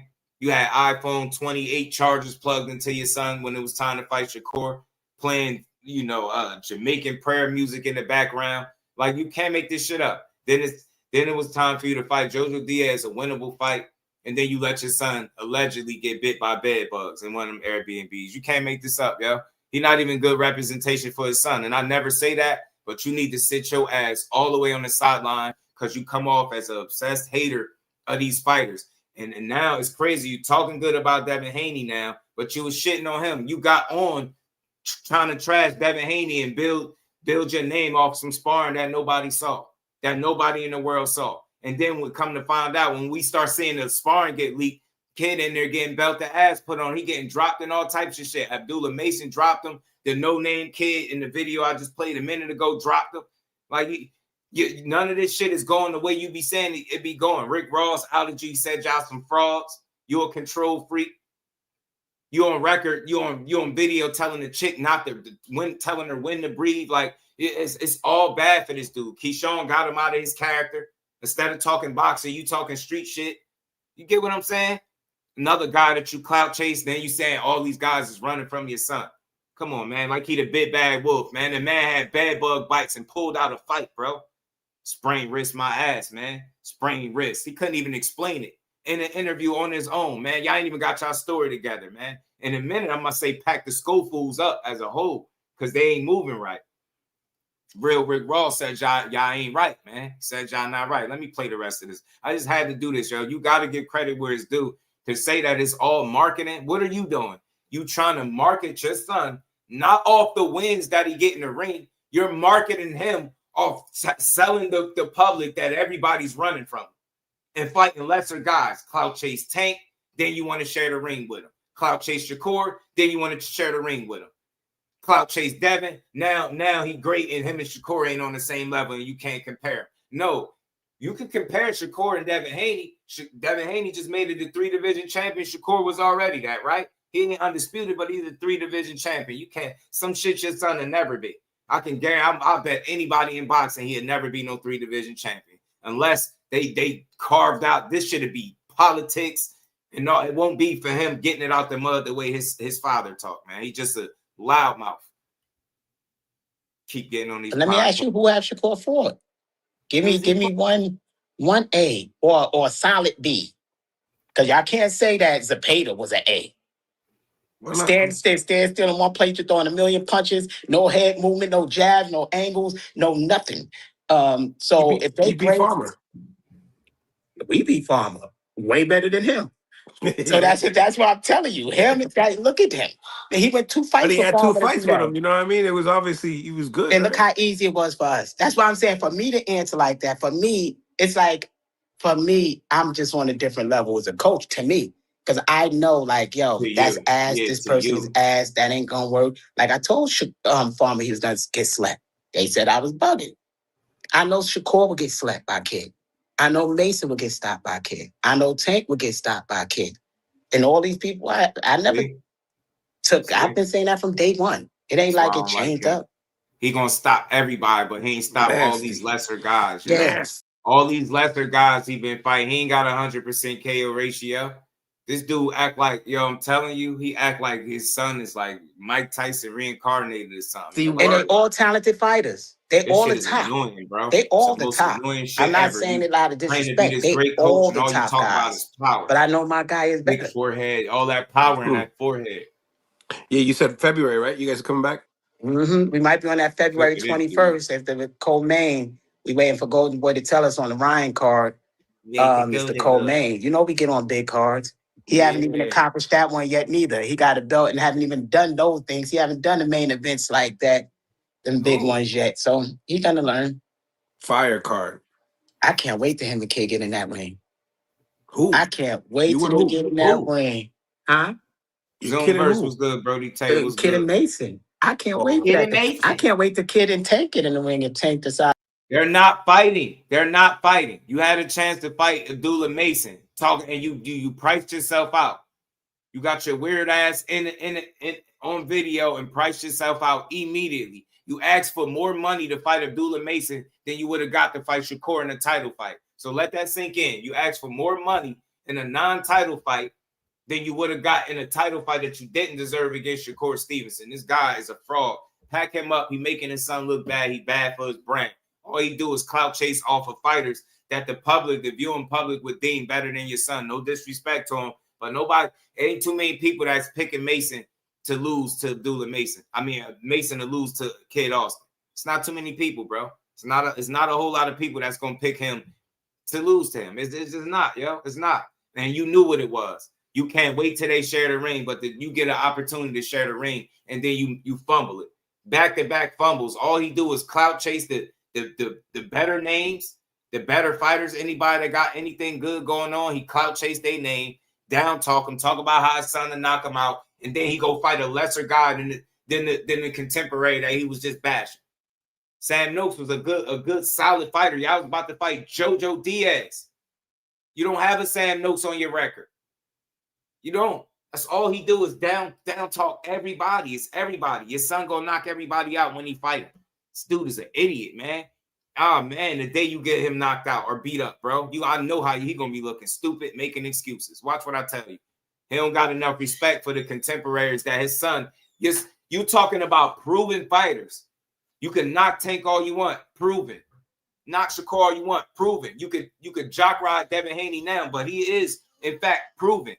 Everybody that you downplay, Abdullah Mason just fought for a title. And you still clout chasing the title. Yeah, we gonna fight. We gonna fight Tank for the WBA. Yeah, we gonna fight Lucas Body. Yeah, we gonna fight Shakur. We gonna fight the winner, Cruz and Morataya. Shut up. You and then he just told you that, yeah, Oscar don't do this. None of this shit he say anything. When the camera come on, I swear he say anything. Run this shit back and you'll see him contradicting himself. Telling he the only dude in boxing where his son about to do 5 things at one time. They about to fight for 3 different titles at the same time. And then when they don't fight for none of the titles and they go fight a lesser guy, he going to get in another interview with his weird ass and tell you everybody is ducking his son. Yeah, they banned it. They banned it from Kid. Nah, the fact of the matter is, y'all with Golden Boy and Golden Boy is picking your fights. If you don't believe it, what the hell do you think JoJo Diaz was? That's not a knock on him, but what do you think that was? Come on, man. They're moving you. You not moving you. The only thing moving with him is his mouth and that big-ass forehead, man. I'm tired of this dude. He don't give the people the credit that they deserve. Then, if you fought Shakur, it'll be the best fighter that you ever fought, you ever even been in a ring with, and you will want credit for beating him. You will want credit for beating him. You beat Tank. You will want credit for beating him. You would run around bragging. But now they ain't shit, and your son gonna knock him out. But you can't wait till they share the ring with Kid. I can't wait, Mason. Man, I got Mason beating Kid Austin ass. Straight up. Shout out to Kid Austin, but I got you getting beat up by Mason. Y'all not what y'all say y'all is, and it's not really nothing against Kid Austin. Your father's a fucking fraud. All he do is sit up here and lie. He said that they dominated Mason, and you told him to only work on defense in the sparring. Then we see the sparring clip come out. That was a lie. The lie detector determined immediately that was a lie. You say he be beating everybody up in sparring. I played the sparring clip. I don't even know the dude's name that was playing with him, dropping him, punching on him, and all this type of shit. You're marketing your son off of lies. and sparring stories that can't nobody validate but you. And your word is not good. You said Shakur tried to attempted murder, bro. This dude put attempted murder on Shakur Stevenson. Let the record reflect. And then you got the nerve to keep clout chasing this man's name. It's to the point he need to be sued, bro. Pack his ass up. I'm telling you, he's not good for boxing. He's not good for his son. This shit ain't even entertaining. He don't do what Bill do. He don't do what Bill do. Bill, they're proven. You can say what you want about Bill, Haney, and Devin. They proven. They're proven. Proving people wrong. They still managed to be here despite anything they went through. This shit is not it. It's just not it. You only hope to get where they at. Remember, he was talking about how soft Devin Haney is, how he ain't got no power. Go check the receipts. His son had knocked Devin Haney out. We beat him up in sparring. It's always these sparring stories. Then you get in the ring with these lesser guys. Yeah, you look phenomenal against them, but then you get in there with a guy, a rugged guy that ain't backing down. And when you can't knock him out, you out there getting dropped, looking gassed, missing the stool, all types of shit. It's the only dude in boxing talking about Mason got a gift. This dude is a hater, man. This dude a hater. A hater. Your son fought a gritty fight with Rene Garone, and Abdullah Mason fought one with Sam Noakes for a world title this past Saturday. That shit ain't the same, man. In front of all of those people, and he did damn well. And you get in the interview, and the only thing you can say is, yeah, man, they gave it to Mason. Ain't earned that. Mason ain't earned that. Mason ain't earned that. So what the fuck was it then? What was it? Who else was in there fighting? What was it? That's 12. The man went 12 real rounds with a durable guy. And I did a little bit of homework on Sam Noakes. Dude out there bench pressing over 300 and all types of shit. Strong ass dude that he fought. Sturdy. He beat him up, and you get in here and you take credit. This is why I don't like him. You don't give no. I'm surprised he giving Devin Haney his credit. I'm really surprised. Because you know what? Anybody that's not giving him some type of credit looks like a hater today. Because most people had him getting knocked out. So if you're not real enough to say, you know what, and he picked against him. Now you got to give him credit. Predator, I don't like this dude, man. Kid, you need a new coach, bro. Get a new, pack him up, man. This ain't it for boxing. Clout chasing, lying about sparring stories, not letting your son speak for himself. None of that shit is good. Blocking people on social media, pinning attempted murders, breaking and enterings, planted drugs. Like this dude is a joke. I'm telling you, and not the good kind. Not the good kind, bro. Not the good kind. He just really pissing me off, man. I can't believe this guy, man. He went to Saudi, fought and won. Kid ain't done that. They're not on the same level. Facts. And he fought for a world title behind the hands, and they not the same. And they got close to around the same many fights, too. They got close. Think Doolin might got a couple more. But they not the same. Guarantee you his next fight don't be for a title. The next couple fights probably don't be for a title. Oscar De La Hoya know what he doing. He was about to feed y'all Jojo Diaz, but you irresponsibly let your son sleep in the Airbnb and get bit by them bed bugs, bro. We not buying that sprained wrist shit. I'm not buying. Nah, I'm not. The first thing y'all do is get on the internet and show 3 dots on your wrist. Yeah. Dude got hickeys on his wrist. Dude sucked on his wrist 3 spots and posted it online. Say, yeah, my wrist hurt, y'all. And I don't do this to nobody, but his son, his pops, bro. It's his pops, man. Get him out of here. Devin Haney and Shakur ain't on the same level because Devin Haney won undisputed. Shakur ain't done that yet. That's not the same. You idiot. Dumbass. Dumbass, man. I can't wait to see Kid in there with somebody that is really supposed to be a challenge for real. And I know Jojo Diaz. Get in there, go ahead and get in there with Mason. And if he really knew that he could beat Abdullah Mason, y'all, he wouldn't have priced himself out. Get the hell out of here. Asking that the price. What did he say? $2 million? I forgot what it was. It was something wild.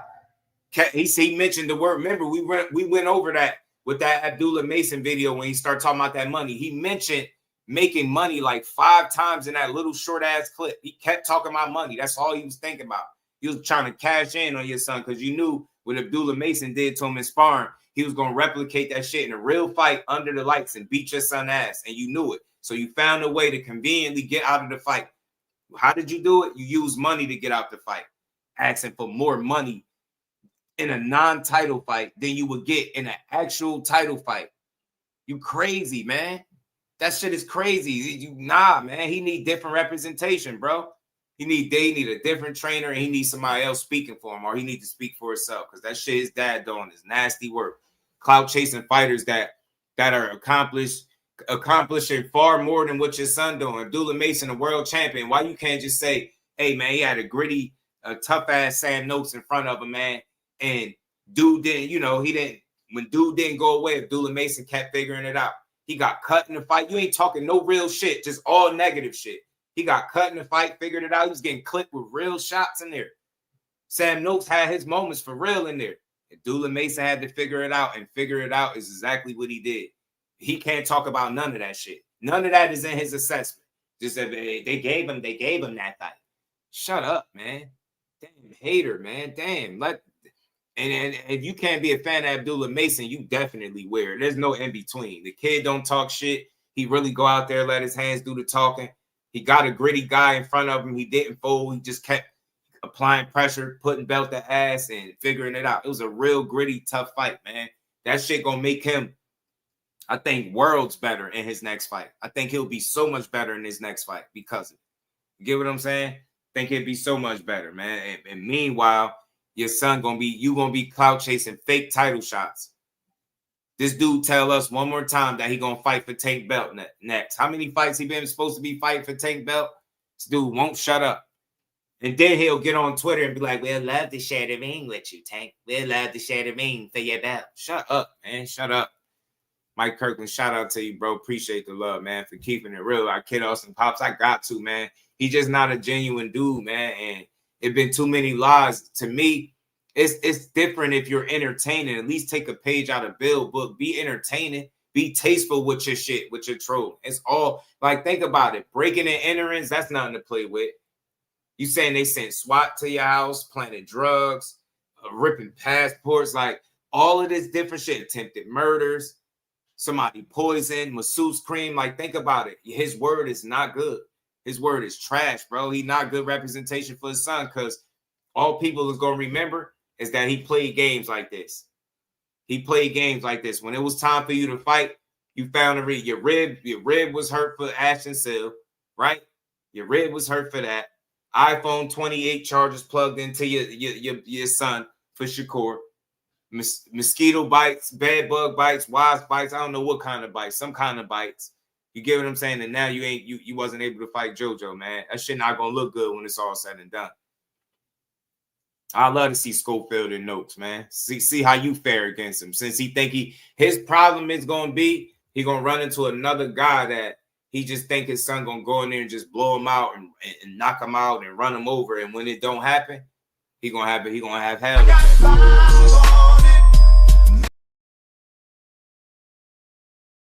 Okay, Austin, TKO champion, family man. This dude be making up title shots. It was $1 million to fight Mason. Golden Boy paying kid $1 million for the year. I'm telling you. Forgot that video when he said what he wanted for Mason. Something he was saying, but I know he priced himself out. We know that. And you asked him for more money than you worth, or than you should get. Like, come on, man. They made you an offer, and then he asked for more than that. I think he asked for double the offer or something weird like that.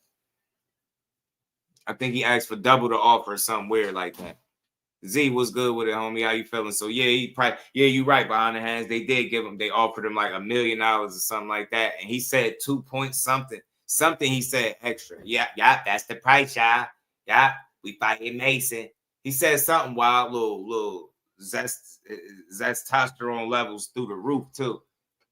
How you gonna price yourself out of opportunity like that? That's crazy. And then you keep saying you can't wait. He can't wait. We can't wait till they fight Mason. But you could have fought him then. But I'm gonna tell you what I really believe. When he was about to fight Shakur, Oscar De La Hoya sent him that message that he then posted online about not taking that fight because he feared that he could take the loss because he inexperienced to Shakur. He suggested that they didn't take that fight, and lo and behold, they never made it to that fight. He told them, I can make you a world champion. And look at the fights that he's been getting since. Tevin Farmer, Jojo Diaz. Come on, man. Come on, I'm not knocking it, but he on that golden boy diet right now. He just need to sit there and sit back and enjoy the show, bro. Enjoy the show, bro. Dude is full of shit, man. In all the wrong ways, man. So him and H2O still need, I would love to see that fight. H2O said he want that lick back over Luka's body, which I wouldn't mind seeing it. I wouldn't mind seeing it. You know. I wouldn't mind seeing it.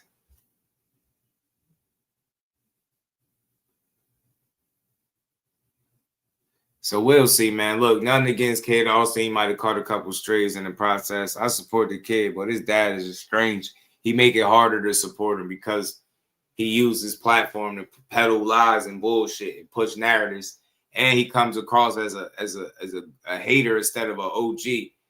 You're the father of a fighter, so you know how hard it is to get you and Floyd to the point that y'all at.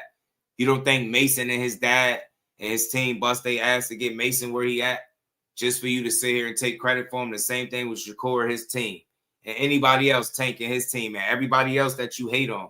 Y'all not the only ones that got it out the mud. These other people had to work hard too.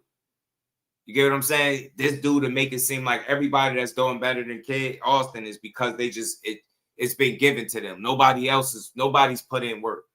Like I said, I'm surprised he gave Devin Haney the credit he deserved. Said I'm still stuck on the 5 styles of boxing. I'm still stuck on how we ain't seen what the hell the 5 styles of boxing is yet. You get what I'm saying? I'm still looking for what the hell the 5 styles of boxing is. He still ain't explained that shit to nobody. In no interview has he been able to explain what the 5 styles of boxing is. Just be talking, bro. Just be talking, man. He gonna mess around and get his son ass whooped. Talking about 5 styles of boxing. 5 styles of ass whooping. That's what you gonna get. But look, let's see who they fight next. I don't know. Jojo Diaz was a winnable fight. And maybe they did hurt their wrist, but like I said, maybe he be overtraining. Because every time you turn around, he get hurt, he be right back in the gym. He was supposed to be on his deathbed against Shakur. They was right back in the gym days later. You can't make this stuff up. So it's hard to really take what they put out there as truth, man, because they don't seem like honest people. Golden Boy hides their fighters in plain sight while doing the bare minimum. I'm telling you, they did it with Jaime. They did it with Jaime more recently. You know what I'm saying? I think they're going to do it to a degree with Kid. I think it's because he's young and they're going to be careful with the way they move him, right? I think they believe in his talent, but they not stupid. Think about it. Oscar do all this praising the Kid Austin, but at the same token, he was very adamant about them not fighting Shakur. Think about it. Because he's not stupid. It's not about being scared. He just know that was a stupid challenge. Like, not right now. It would have been too early. You would have ended up losing. And then you would have been sitting around trying to pick up the pieces and rebuild your career. You get what I'm saying? Now, like I said, his next fight is going to be the product of it's going to be the matchmaking of Oscar, man. Oscar going to get him right. He going to put him in there with somebody that he can beat. Oscar know what's up. Oscar, a fighter, he know what's up. He know what he's seeing. Boxing League got a medal. Yeah, Deontay Wilder, anomaly, man. Special guy. TT Skull has no excuse since his son is 3rd generation. That's what I'm saying. We still wait for the 5 styles of boxing. That's all. Get me, yeah, Oscar. No, he's a fighter from one fighter to the next, man. He know what's up. Pernell showed me what's up. So, man, I don't know, man. I want to see Kid Austin fighting and less talking from his dad, more talking from Kid Austin, more interviews with him talking for himself, speaking for himself. Because at the end of the day, he got to take the punches. And, man, his dad comes off as a hater. He should be an OG or something, right? You should be bigging up these young guys winning. You know what I mean? Mason, what? Ain't he? Yeah, he younger than your son, bro. He younger than your son. He's a world champion. No wonder. That's why you couldn't give him his credit. Talking about he ain't beat Sam Noakes. Damn hater. Dude is a straight hater, man. Straight hater, man. The world, while Sam Noakes knew he lost Saturday. Sam Noakes knew he lost, but the only one that didn't know if he lost or not was SchoFOOL Senior. Dude is ridiculous, man. Yeah, everybody keeps saying that. Locked and loaded. I keep saying that. Kid Austin versus Noakes. People really pushing that. They want to see that fight. I'm not against seeing it. I'm not against it. I don't know. What you think? Kid Austin, I mean, he'd be pretty sturdy for Kid. Sturdy, fight. I just think he'd be gritty enough to give him the kind of fight that he looking for. At least that's what his dad say he want, right? Pops won't let him talk for. Yeah, he won't let him talk. Answer, finishing sentences and shit for him and shit. I'm like, bro, what is this, man? What is this? Let that man speak for himself, man. Let him speak for himself. So, hey, look. So I'll so far as Shakur and Haney not being on the same level, I just think that's BS. You know what I mean? I think it's BS. I do hear the whispers about the fight potentially happening. I get it. Shakur has talked about fighting Teo, talking about fighting Conor, Benn in 47. That opens the floodgates for you to fight the likes of Devin Haney. My thing is, I cross the bridge when I get there, but the footage of Bill expressing how the sparring went more times than not with them, I think is an indicator that Shakur Stevenson might not be the highest on their list of priorities. He's not even at 47. As of right now, he's sitting 2 weight classes away from him. So I'll pump the brakes on all that talk. It do seem like people are getting a little bit more comfortable now that they sitting 2 weight classes away, but that's boxing for you, man. I feel like if he ever goes up there, of course I would want to see the fight. But in the meantime, I think he need to focus on what's right in front of him, and it looked like it's Teo. Looked like it's Teo. Shout out to my dog behind the hands, man. Said Core was out there getting a pre-camp in there, and this always pisses the internet off. He's been out there working with Bud, trying to get right, prepared, acclimate, and prepare for this challenge. And who better to prepare for, something like this than a guy that just jumped up and fought Canelo Alvarez right out the gate, right? So I just think these fights, like I've always said, are needed for boxing. We need these fights just as much as these fighters need each other, right? Shakur Stevenson been itching to get his name out there the right way. He fighting for his respect and his name, his legacy, his brand, everything he stand for, right? Names like Teofimo help him do that. You know what I'm saying? And I think he gonna cross every T, dot every I, as always. But I think, the more serious the challenge, I think a special fighter is able to just step his game up, and I think that's what we're gonna see here. I'm gonna speak on this briefly because I be around. I see stuff around the internet.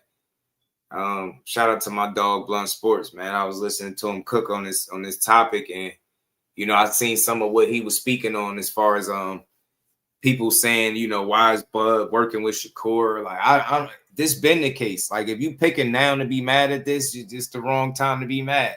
They've been locked in. I see, somebody made a video saying, Bud don't really rock with him. He just pretend. I don't know, something weird. Like, man, them dudes locked in. He focused. You know what I mean? He seems to believe that Shakur Stevenson is going to beat Teofimo come fight night. You know what I mean? He putting in the work. He's seeing it firsthand. It's not going to be an easy fight. It's not supposed to be easy. Nothing at the level that he's competing at is supposed to be easy anyway, right? So he just got to go do what he been doing. Put the work in and go shine on fight night. The fact that people are trying to, like, I don't know. You can't draw a wedge in between two people you don't know, but I don't know where all the negativity coming from, man. You should like to see this, man. Bud is a real one, right? You want to see somebody, paying it forward, man. So why not pass some knowledge to one of the best young fighters in the game today, man? And that's what they doing. So I like to see it. Whenever they in camp working together, it's always a beautiful thing because you already know you're going to see a real damn locked in, focused version of Shakur Stevenson, man.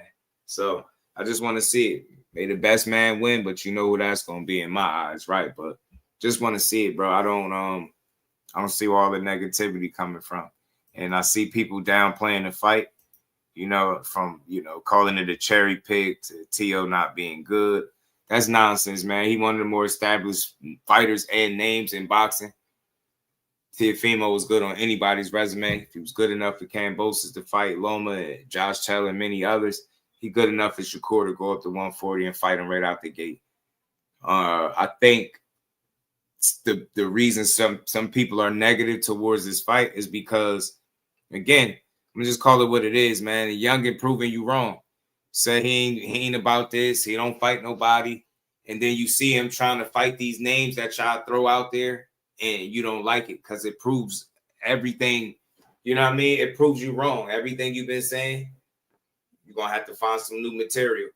You get what I'm saying? Now I cannot wait. I need to see this fight. I need to see him do exactly what he's gonna do. Shine, go out there and shine, bro. This fight boxing a year or two. Could be. Who said that nonsense though, Just? What about Bud? About him and Bud's really like yo, this dude Bud got like 8 children. Mm-hmm. Just recently won undisputed in his 3rd weight class. He got businesses and investments, all these other things to tend to. You don't think he got better shit to do than pretend to be this dude's friend? Yeah, yo, that's the most. That's the dumbest shit I've ever heard. It's some miserable people. Like it's the negativity is getting to a scary level. Like there's no excuse to even go that direction with it. Why would you even try to analyze that? Why would that be something like, you know? And it's a content creator. Shout out to Blunt Sports. I hate to say people name, but Blunt didn't say it, but he called out the guy that did say it, and I went and checked it out.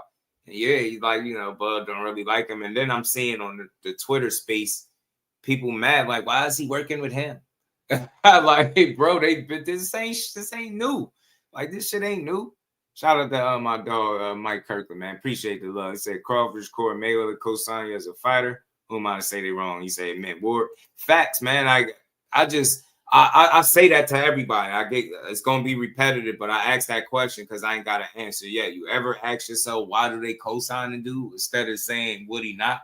You know what I mean? Like Ant just said, he made a great point. Don't you think this man got better stuff with all the kids and shit and all the, you know, shit he got going on for himself? He just won the biggest fight of his career. He got shit he could be doing than pretending to be cool with somebody that he want to see be great. Like, this is a guy that essentially, if he could, he's passing the torch to a guy like Shakur Stevenson.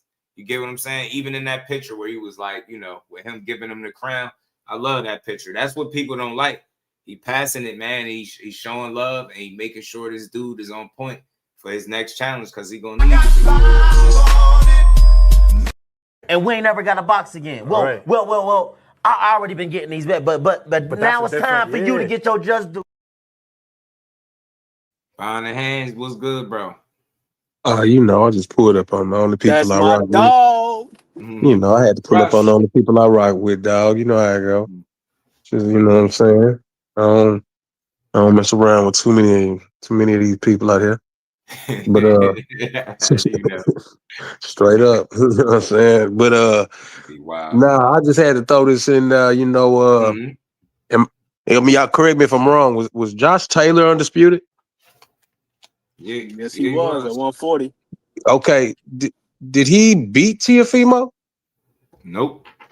All right, so you could be undisputed and still lose to a motherfucker. Was what I'm saying. Am I wrong or what? Absolutely. All right. So this ain't no shot at no slug of the Devin or nothing, but you know, we know people who have won undisputed who definitely could lose fights. You know what I'm saying? Like, you know, that was a real stupid amateurish point to make. It was a real green point. You know what I'm saying? Like you talking to Boo Boo the Fool out here. You know what I'm saying? Like, you just gonna throw something out there and throw shit at the wall and see if it stick. That's not a good point. Yeah, okay. Devin was undisputed, true enough. And it's not me trying to defend Shakur. The whole idea of the point was stupid. You know what I'm saying? I mean, Jermaine Taylor was undisputed at one point. Bernard Hopkins was undisputed at one point. They lost. You know, I mean, it happens. You know what I'm saying? I mean, but the whole idea, the notion to say somebody ain't this or that because of an undisputed title, and I'm going to just say it because I should say it. Undisputed don't mean what people want it to mean. Undisputed really means it opened up for you as far as the fights lining up, and politically it lined up for you. You know what I'm saying? That's what undisputed is. It's more political than anything, because to be able to obtain all these different sanctioning belts means that you had the opening to do so. You know what I'm saying? I remember when Bud was chasing it at 140 and people were petitioning the WBA to give him an opportunity to do so because they weren't going to do it. You know what I'm saying? Because it's very political. So I hate when people use a political accomplishment, not to say that he didn't go in the ring and fight and win, but to be in the position is political. So when you get in the position to capitalize on it, and you do, you know, bravo, you know, and kudos to the people that have done so. But it's more political to make that happen than, oh, I'm just beating up everybody and now it's time for undisputed. It don't work like that. You know what I'm saying? So, just to hear somebody who's supposed to be, in the game, speaking so naively is crazy. You know what I'm saying? But, I think we can expect ignorant stuff to come from dude. You know what I'm saying? But, I don't understand why Mill City keep having that dude on. But, more power to everybody who want to talk to that sus dude. Right. Shout out to my dog. I understand exactly why Mill City want to have him on, because those clips are going to be circulating throughout Twitter and IG, and then it goes back to his page. You know what it's all about. It's all about them clicks. Yeah, that's fly. When people doing it for clicks and views, shout out to them. I don't, but respect to them. Right. You know what I'm saying? If I'm gonna talk to you, it ain't get no click or no view. But I feel you though, and that's what some people do. And that right there is why I don't fuck with all y'all niggas. They just get up there and just say stuff like, I'm always gonna go that route with it because I just like to hear people breathe life into the careers of these guys' accomplishments. Why always downplay it? And it's like everything I hear is like, bro, that's not good enough. No, that wasn't really good because he wasn't good. No, that's not good enough. It's like, what the hell is good in boxing? What's good? And I be looking at shit farther than just what I want to see. I be looking at what might make sense for a fighter. Like we was talking about it earlier with Rolly and Devin. KO asks us, is it a good fight? Or saying that, is it a good fight? It's not that. I just know it makes sense for him. You know what I mean? It could be an interesting fight to see Rolly going there with Devin. Shit. I'm just with seeing boxing. I can't pick their fights. If I could, then I would put more energy into caring about who they fight, knowing that I could do something to change it, but I can't affect who they fight. It's not a conversation I can have on YouTube that's going to affect anybody they fight. So I'm just going to sit back and enjoy the ride and try to understand why these guys make the moves they make. So I get it. You in a division that's light as hell and is wide open for the taking, and you looking at guys that's food and potential come ups and opportunities, man, for you to solidify yourself more in your new division. And that should make a lot of sense to me. I got a question for both of y'all. How long do you think Kid Austin gonna be able to make 135?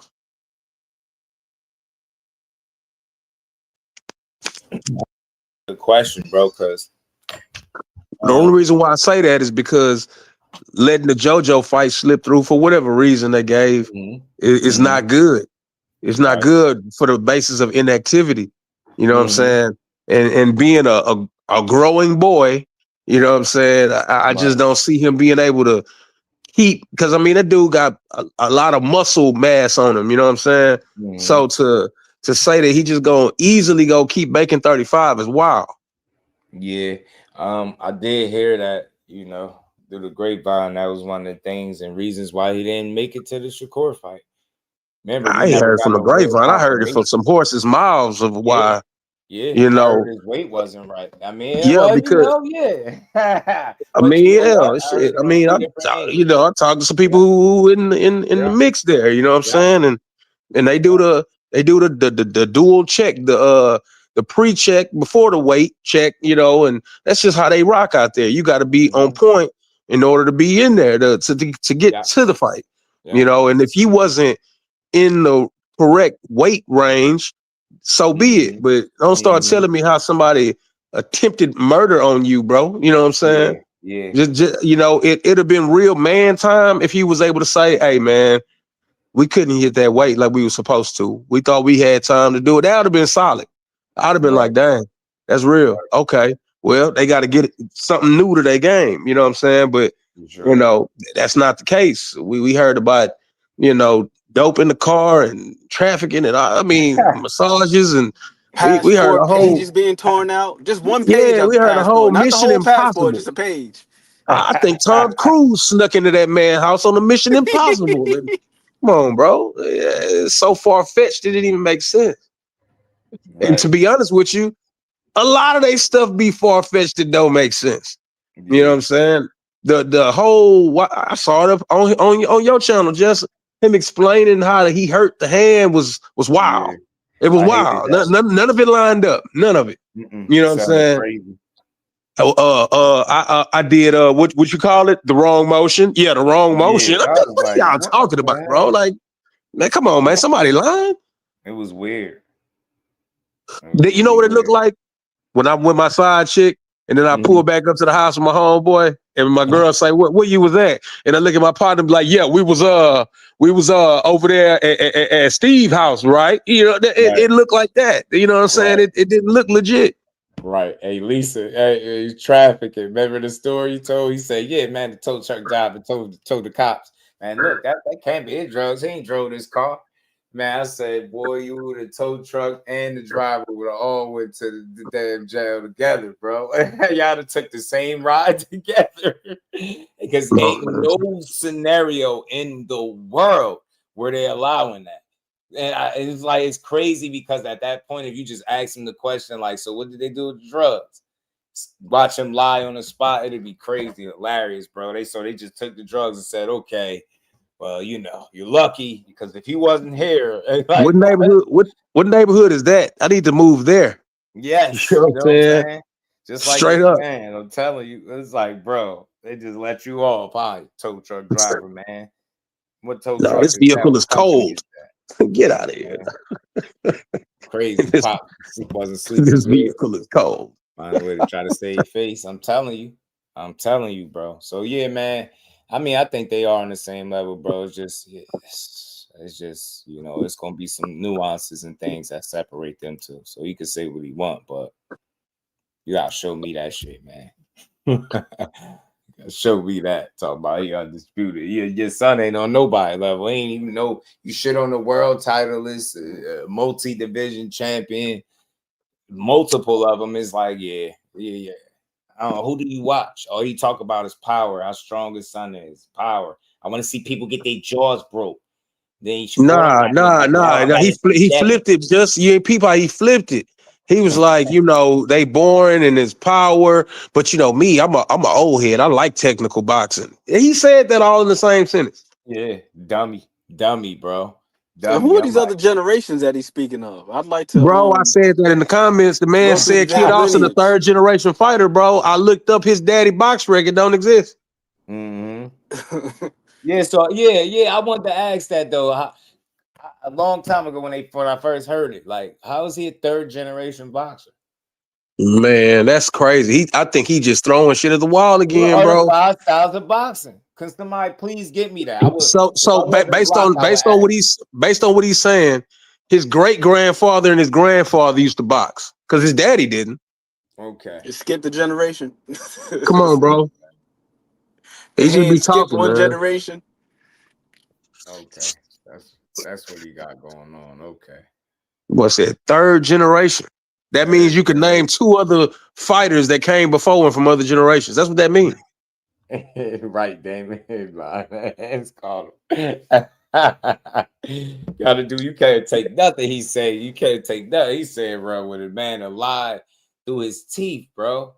Hey, man, all he do is lie, man. That dude is not good for boxing, man, because he not entertaining with it. He don't troll good or nothing. It just seemed like a hating ass dude that's going to shit on everybody that could potentially be an opponent of your son. And then sadly, I enjoy his son boxing. I enjoy him boxing. I really watch him fight. I watch him fight. I don't even care if Ronnie gonna tell us what he think. I'm gonna watch him. Right, you know what I'm saying? No good. The first style is hypnosis.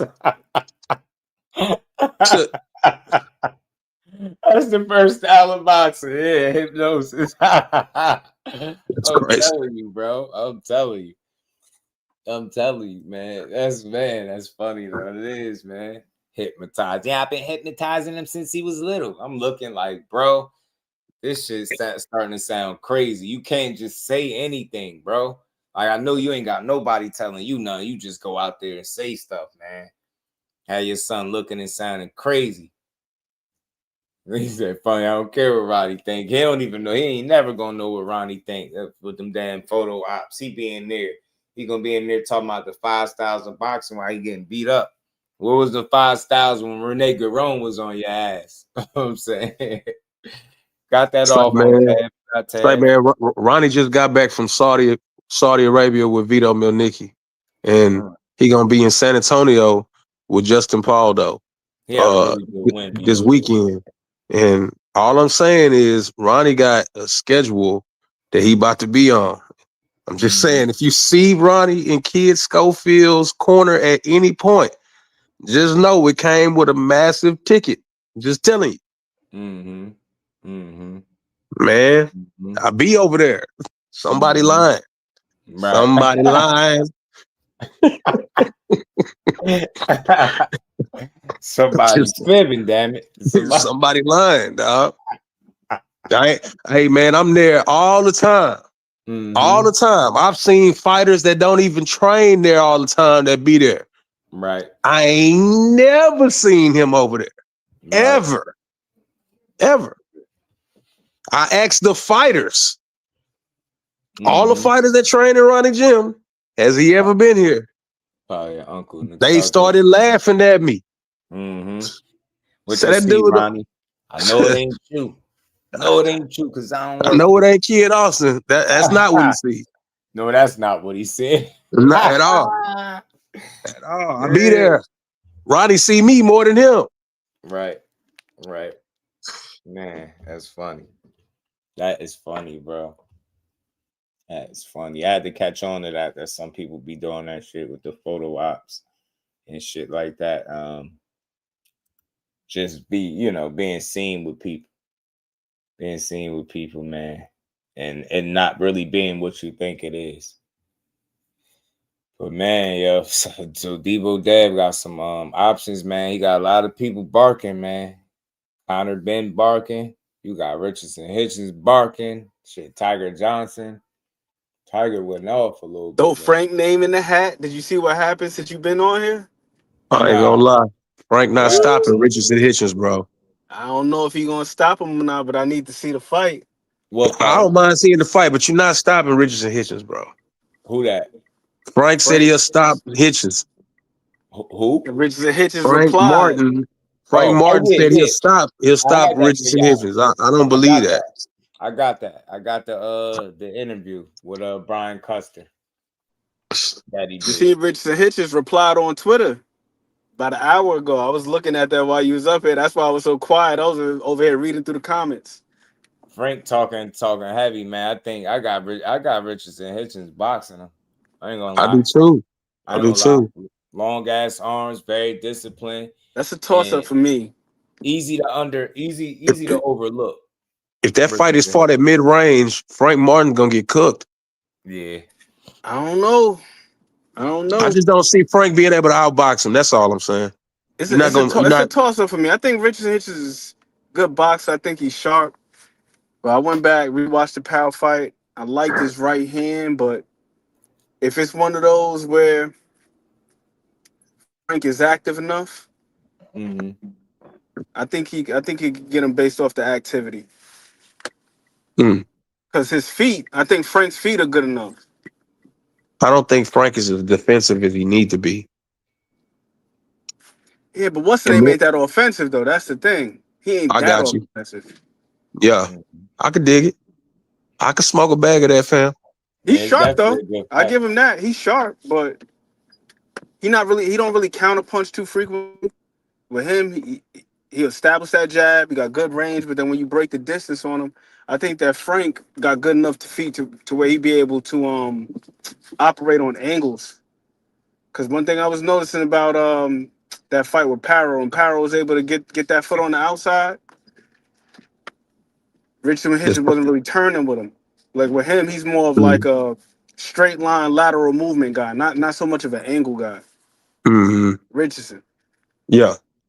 But I think it just depends. If he established that jab and he's able to get that right hand off and be able to make Frank think twice, for sure. But then I give Frank some leeway in the sense that I know it was killing him to make 35. I know it was. Yeah, it was. You seen the way he was gritting his teeth when he was up there talking? Well, Tank threatened him with a bottle of water. He couldn't even drink it. I'm ready to fight. He's like, he can't even drink water, huh? He was talking through his teeth and shit. Yeah, he I don't know. I just hope that's not I hope weight is not an issue. I want to see a real healthy Frank in that fight. Yeah, me too. Because Rancis Bartholomew, that's a little bit of a trap fight. Shout out to the Jessica. That's a little bit of a trap fight. I don't think that's an easy fight for anybody. It's Even that what's the name Frank. stoppage was a little sketchy to me. That Gary Antoine. Oh no, it was very premature. Yeah, premature stoppage. Frank ain't trash. He just I would not call that honestly, man trash. honestly, and this ain't. I love Gary Antoine. I love the Russells. Period. I felt like they stopped that fight because at the time he was still on a streak and had 100% knockout ratio. I could see that. I can see that. And I think they were late on the curve of promoting that with Gary. They should have been promoting that with Gary soon as he got with them majorly to where he signed with them. They should have been promoting this guy. He's a knockout artist or whatever. They should have been promoting him that way. But when that fight happened and they stopped it like that, it felt like, yeah, we're gonna stop it so we could say this. Now, granted, maybe it would have inevitably happened, but I think the stoppage in that particular fight was premature.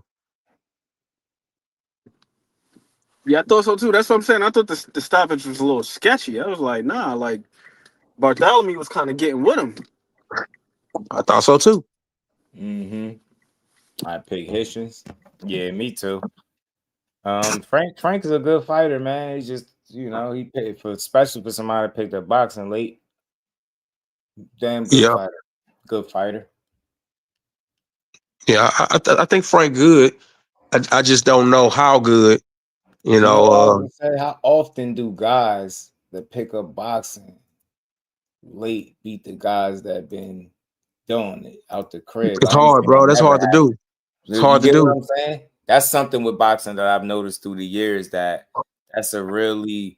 something that is extremely difficult to make up for in boxing. Time, right? Time. It's just it's something about it. It's just something about it. Like when you've been doing it. What it is about it is the experience that comes with time. Yeah. Yes. So when you have Shakur's and Devin Haney's, and I'm gonna throw Tank in the mix, and you got guys like that have been doing this since they were 6-7 years old, and then here you are showing up as a teenager. They really already got you beat at that point. You get me? You know what I'm saying? Like it's crazy. Not that they was just something I was talking about yesterday, right? With Devin Haney. He's what? I think he's 27 now, right? But Bowman turns pro at like 26. Think about what he accomplished at 26, right? Like look at the amount of time that you get what I'm saying? From the time he turned pro to that age, and how much later Loma jumped in the game. Like that shit is crazy to think about.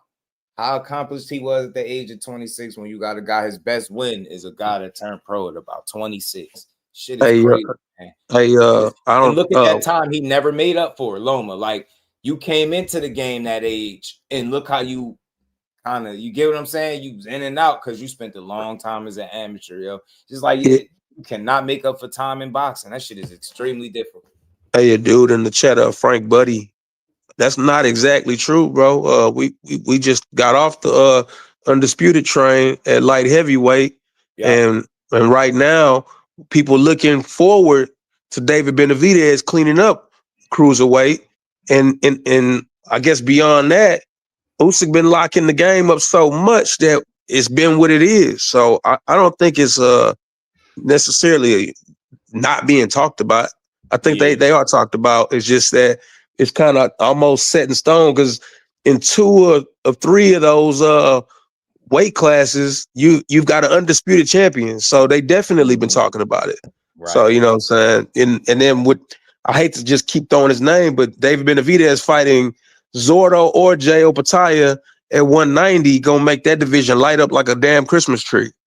I just had to say that. I mean, if you, I had seen it too. I had seen him say it. So because that's not exactly true. Shout out to you though, but that's not exactly true. That's 75 holding it down.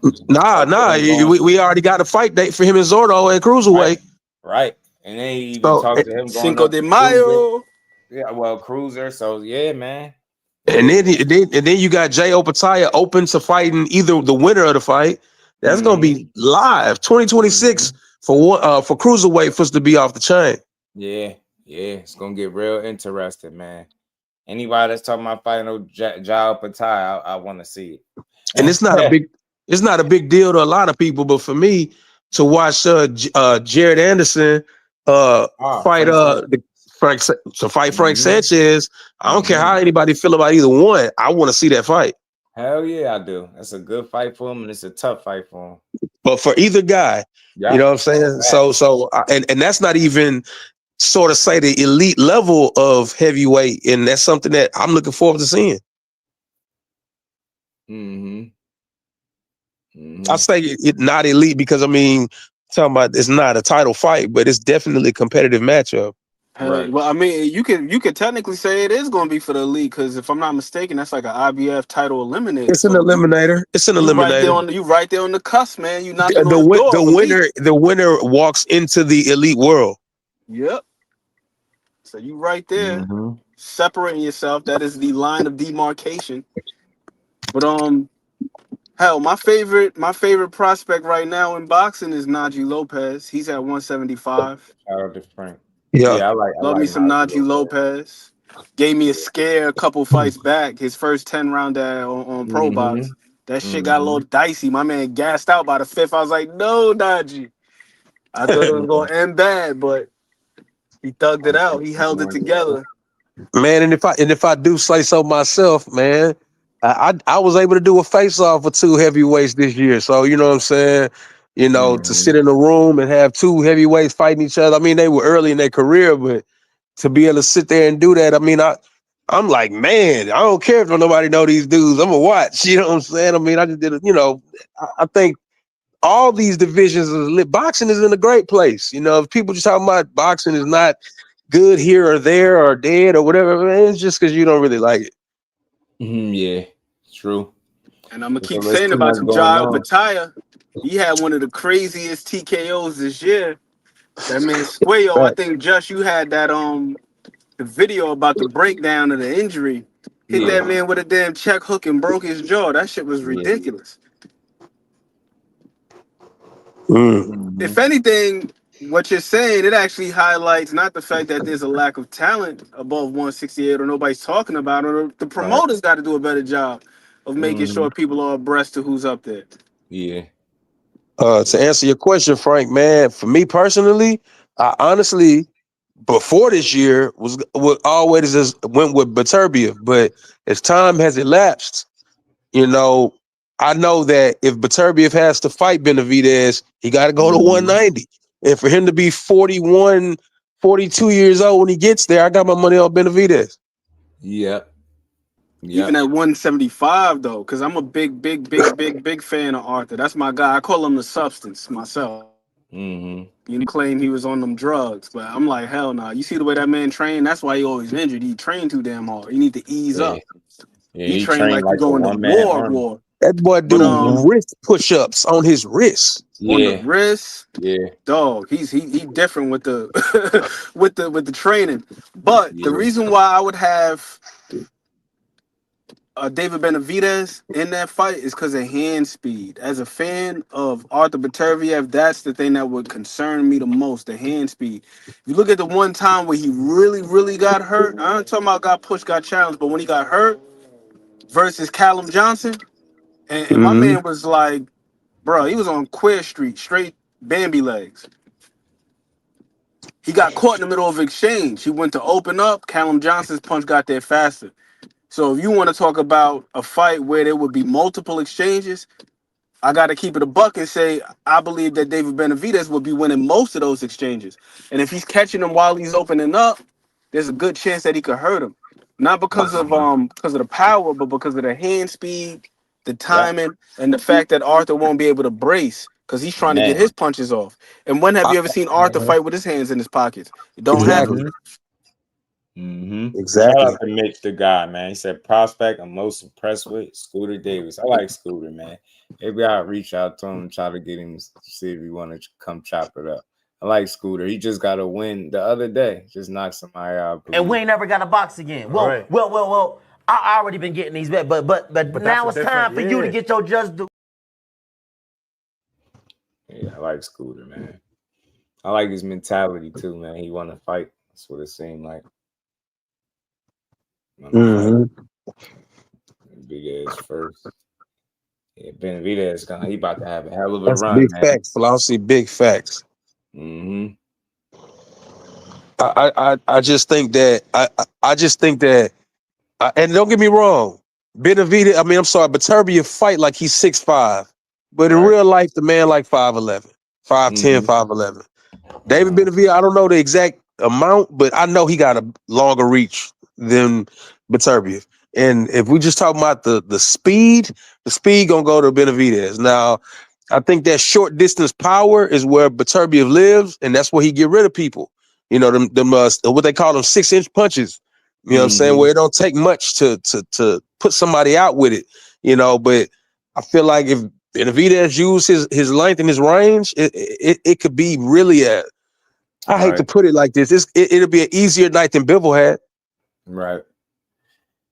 Big Dre was good. I got you, Big Dre.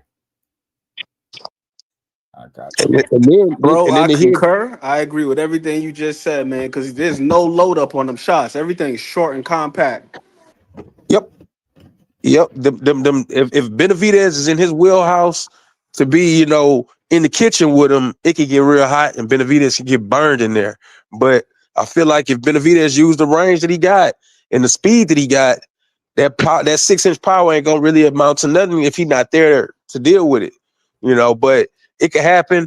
I do look at Beterbiev as something that other people don't, and that's a good boxer. A lot of people don't look at him like that, but dude could box his ass off. You know, this dude wasn't an Olympian for no reason. You know what I'm saying? You know, but people overlook it because of the power. Right.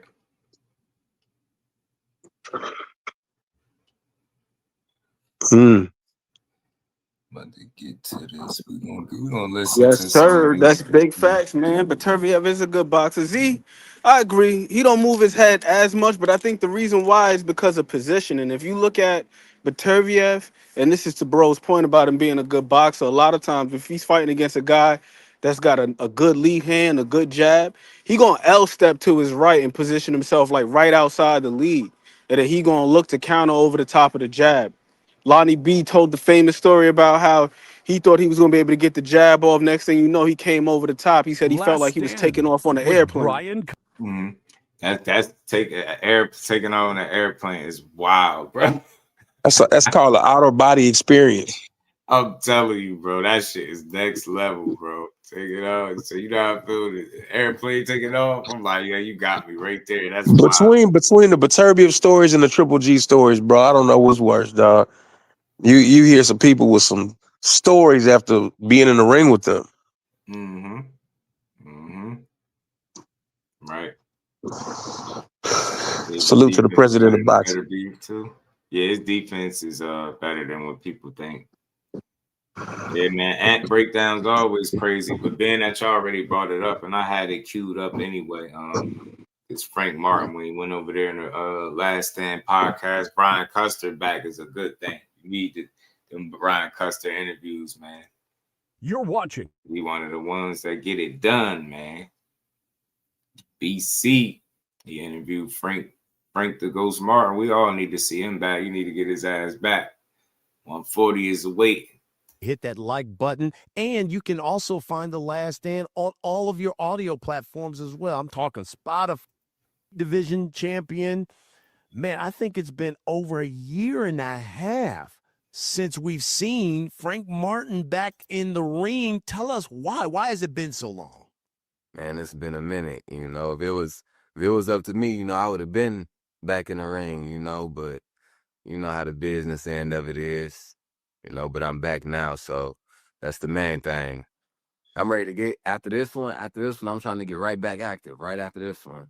Oh, I like it. And so you're saying what, a couple months, 3 months right after this fight, you're right back in? 3-4 months, you know. Like if I can get something 3-4 months, I'm happy with it.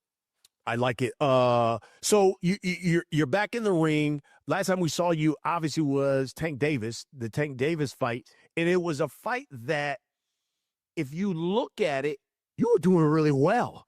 I mean, especially in these early rounds. In your opinion, what happened in that fight? Man, it's a lot of different things that went into that fight. you know, from my weight to just the game plan, a lot of different things, you know, even with me not fighting my fight, you know what I'm saying? Like going in there and then the magnitude of the fight kind of like not being comfortable. I wasn't fully comfortable when I was in the ring, you know. I was like trying to do everything perfect instead of, you know, like having fun while I was in there, you know. So moving forward, it's all about me, you know, like it don't matter who I'm in there with. I gotta be me, have fun and make them, you know, fight to my beat. You obviously you saw what Lamont Roach did with Gervonta, and they you know end up in a draw. If you could do everything over again, what would you have done differently against Gervonta Davis? I would have stayed off the ropes, and then I would have been a little more. I would have fought more close range instead of just straight up boxing. I would have boxed, you know, a couple rounds, and then kind of fought inside. I would have gave some inside work and kind of stayed there instead of trying to keep it mid range and box. I would have fought close, like a closer range, and not been on them ropes so much, you know. But in all honesty, you know what I'm saying, in the 5th round of that fight, I kind of lost my legs. Like, I felt my legs leave me with, like, the 5th round. But I'm thinking, like, second half of the fight, I'm going to catch my second win. But I didn't, you know. That was a lot of the reasons why I was trying to use the ropes to get back, you know, shoot certain shots. I was seeing certain shots off the ropes.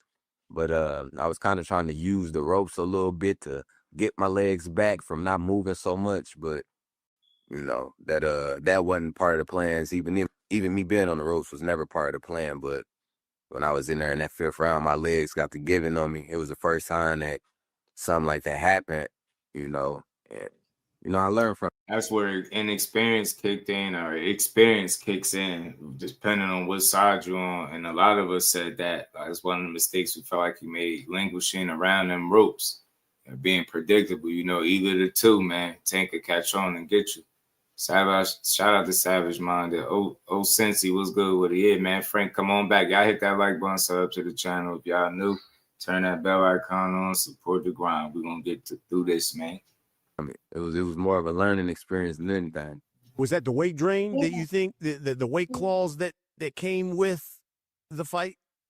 Yeah. I feel like the weight for sure. You know, I lost quite a bit of weight leading up to the fight, you know, and I feel like you don't really know how you gonna feel when you losing a certain amount of weight. You don't know until it's time for you to perform.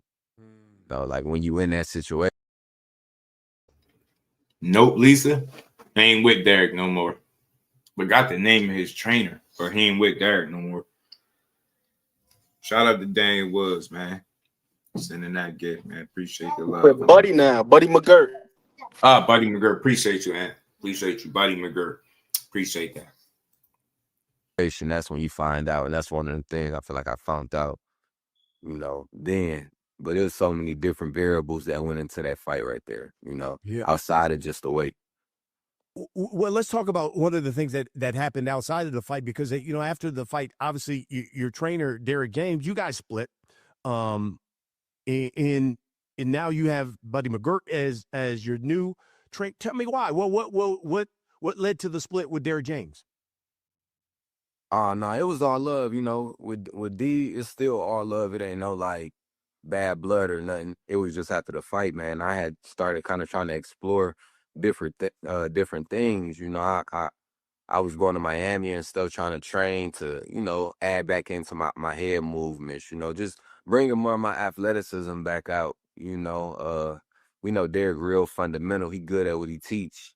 He's super fundamentalist. You know, I just feel like I was trying to search for a little more, add more to my arsenal, you know, than just the fundamentals. You know, I feel like I got a lot of. I'm an athlete. You know, I got a lot of tricks in my bag that, you know, the fundamental style, I can't really bring it out or show really what I got with that type of style. But, you know, it was just, he wasn't trying to be mixing with other trainers and stuff like that. So, you know, we just decided to, you know, move forward, but it's all love. It's no bad blood or nothing between us. That's good to hear. So now you've got. Yeah, that's what you like to hear, that there's no bad blood. And appreciate you, Ant, for the alley-oop, man. Buddy McGirt, new trainer. I forgot he had said that, but I just knew for a fact that he had left with Derek for a while. But from what I understood, like he was just saying, it wasn't no bad blood. So, and you see, that's how trainers are, man. They be wanting to, they are the show. They not splitting time. I hear it be like that a lot behind the scenes, nothing personal, but people ain't about to, you know, people like to be the one that's controlling the show. Jamel said something similar too. Remember when he spoke about his experience with the Canelo fight, he said both of my trainers were beefing, and both of his trainers being Derek James and Joanne Guzman. And it was something similar too with Jamel Charlo enlisting Joanne Guzman to help him out. Remember, he wanted to work on his footwork. Right. And it seems like with Frank Martin, it's a similar situation where he's trying to use more of his athleticism as opposed to just being straight up and down and just fundamental. Right. That's how Jamel ended up splitting with Ronnie. I think he wanted him to move and come train, not at his gym, but at Jamel's gym. And he was like, you know, he ain't doing that. So, you know what I mean? He ended up splitting with him too. Dudes, creatures of habits. That's one thing you learn in boxing, man. People like what they like. They used to what they used to. You go switching that up. Next thing you know, you see some changes happen. It's crazy, man, how much go into boxing for somebody to be successful and how often things change, how much has to go right just to have a successful night in boxing, let alone a fucking career, dude. Like, crazy, man. The race is Barthélemy. Tell me why. Tell me why Rance is Barthélemy. I wouldn't mind that. That's just who they, you know, that's who they asked. You know what I fight? You know, I gave them the yes. I don't never really too much turn nobody down, so I gave them the green light on it.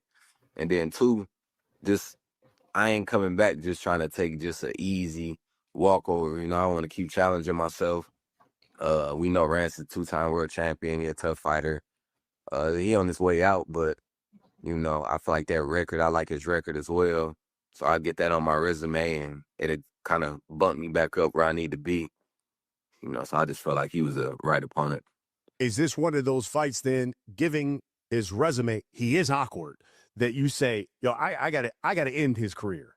You know, as you talk about, he's on his way out. I need to be the guy that not only puts an end to him, but ends his career so he didn't even think he's still got something left in the tank. Yeah. I gotta go ahead and get him up out of there. You know what I'm saying? It's a young man sport. You know, I feel like right now, you know, it's over with. It's over with for him. I like it. I gotta put that stamp on it. well, the ghost putting the stamp in at 140. Tell me why 140. I just feel like I'm gonna be comfortable at 140. As an amateur, I fought 41. You know, the goal was to go to 35, accomplish some stuff there.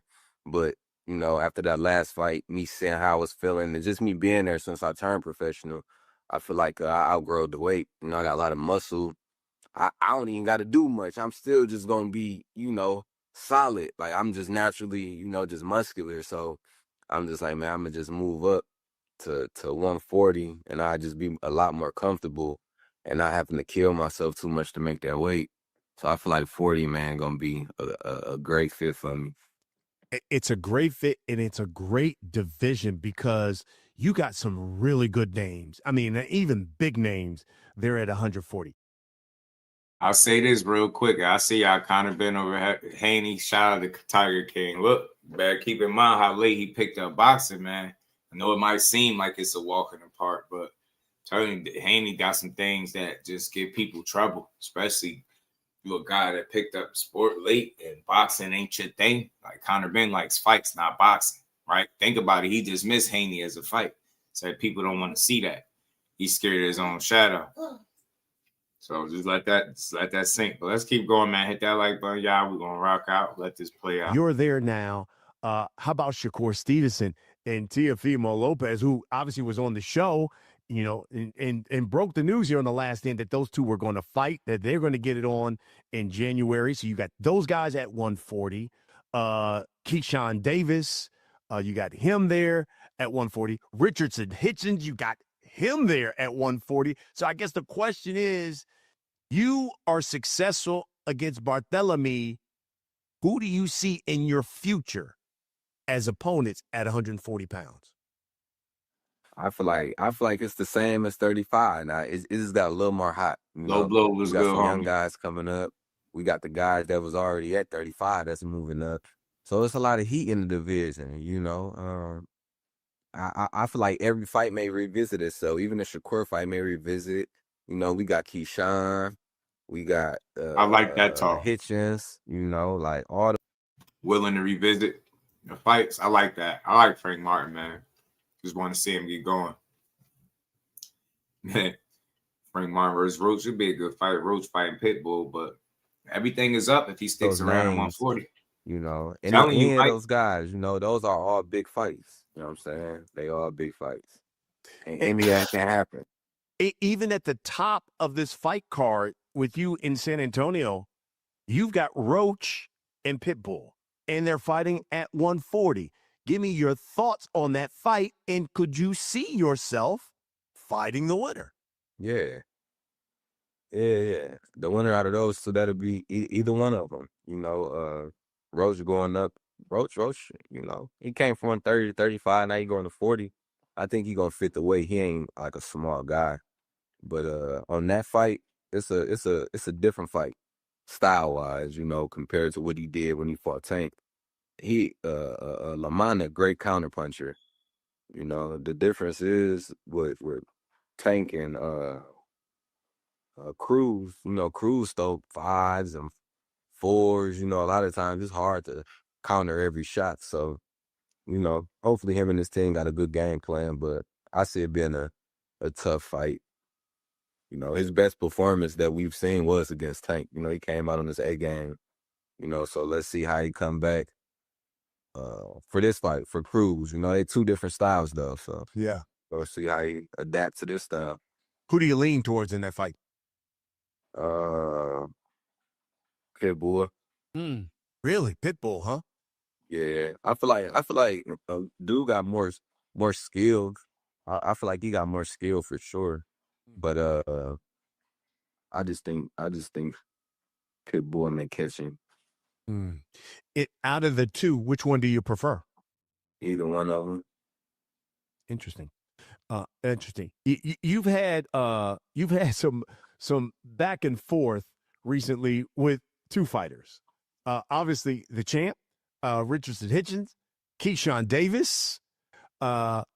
Which one of those guys, I would say, irks you more? Probably Richardson Hitchins. Yeah, probably Hitchins. You know what I'm saying? Tell me why.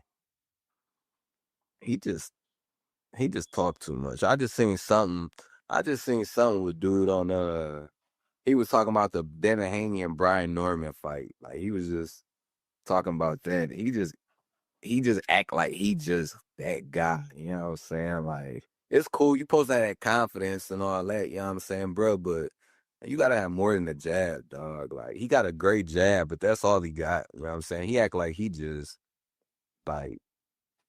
he out here putting pressure, like serious pressure on these fighters. You know what I'm saying? Like he cool. I feel like Keyshawn more of a, you know, Keyshawn don't overdo it. Richardson, he overdoing it. He beat Cambosis, and you can't tell that man not a damn thing. So let's start with the champ. Let's start with Richardson Hitchins. Frank funny as hell. He's Sean cool. Richardson overdoing it, man. He can't boast. He overdoing it. Ryle got box. Why can't Roach? Yeah, facts. Yeah, man. Roach could. I go Frank Hitchins talk too much. Where Hitchins from? Brooklyn. But you know what it is, Tay? I always try to give you something else to consider. I don't want to change your mind, Tay. Just think about it. Look where Hitchins came from. Imagine being on Mayweather promotions and being overlooked because they promoting Tank Davis. So I think Hitchins is just making sure people know that he here. Like one thing I've heard about him for years and years is that he's a very skillful boxer and he works very hard. Hitchins. I don't mind him talking now because I kind of get it. Like I want to hear more of your personality, but just as long as you stand on business when you're in the boxing ring, and he typically do. You get what I'm saying? Don't forget, part of the sport is to like sell you. You know what I mean? Entertain us, and I don't mind hearing his personality a little bit as long as he continue to like fight. You know what I'm saying? Fight the fights and stand on business. You trying to beat Frank Martin? I think so too, bro. I think so too, Lil Blow. He was recently on a live, and someone asked obviously about you, he nice and though. He responded, and here's his quote: "F Frank Martin, F him. He shouldn't be worried about calling me out. This MFer woke up from his nap. You better go back to finding something safe to play with." End quote. Give me your response to that. He's something safe to play with. His non-punching ass. He's something safe to play with. He ain't knocking nothing out. You know what I'm saying? He ain't hurting nothing. Funny He's as something hell. to play with. And BC an instigator, yo. He gonna read that. He diabolical. Gonna read the exact quote of Brian. I love Brian Custer work, bro. Brian Custer read the exact tweet. Sunshine, what it do? Brian Custer know what he on. Yeah, he definitely confident being from New York. For sure. Shout out to my guy McLean back in the building. Yes, sir. Yeah, Richardson do be talking a lot though. I ain't gonna lie. I think it's because he been overlooked, yo, being on that Mayweather banner, yo. I think it's just because he's just from New York, man. That's just how New York is on. I'm a vote.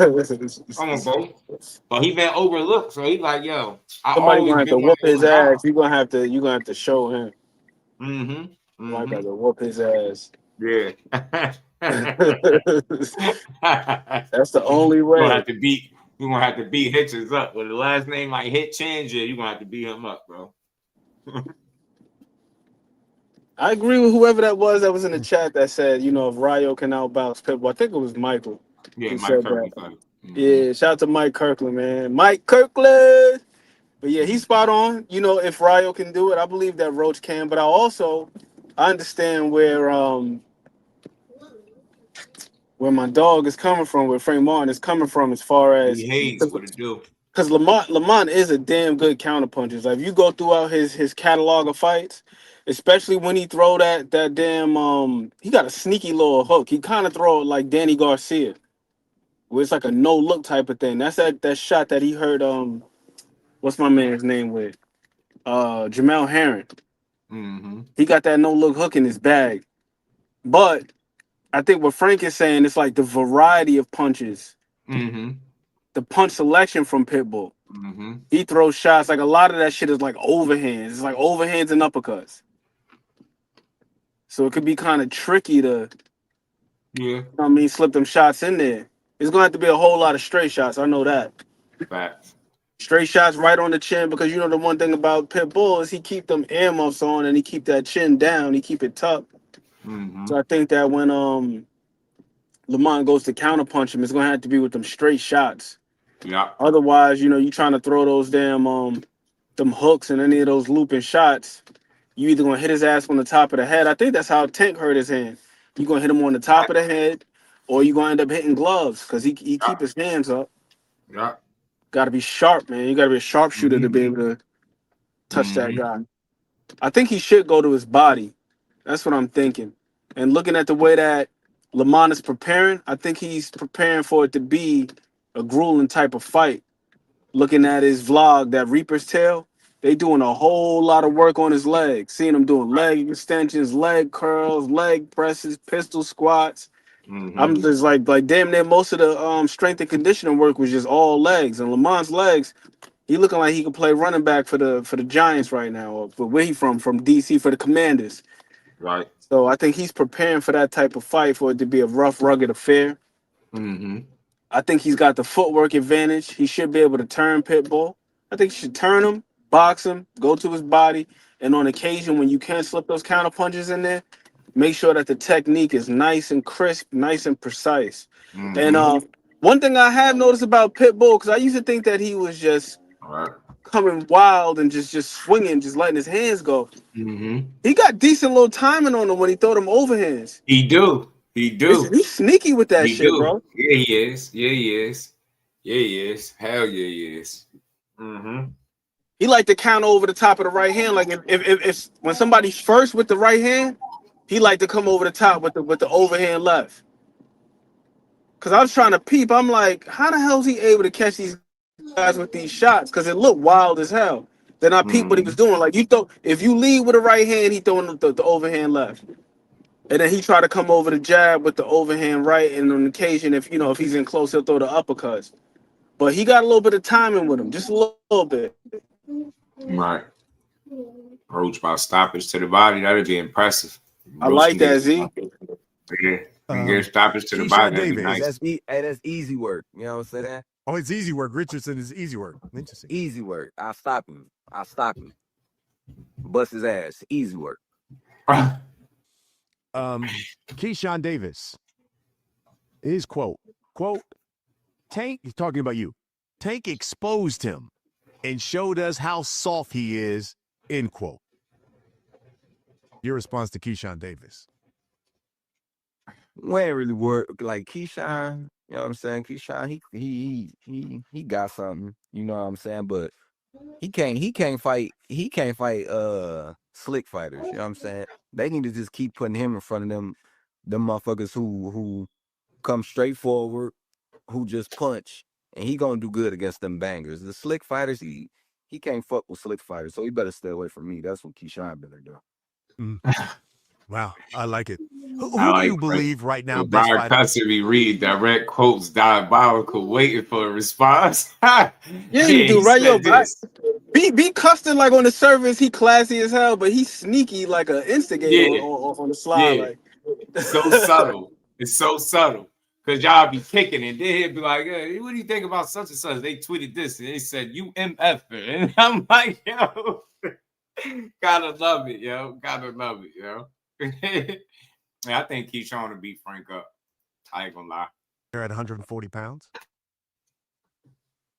He said, as far as Shakur, what you mean slick? And Shakur's there. Teofimo's there. He only said that because of the Andy Cruz loss. He's the best fighter. That's it. That's the only thing he's referring to.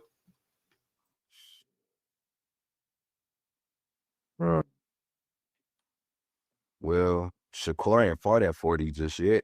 Right.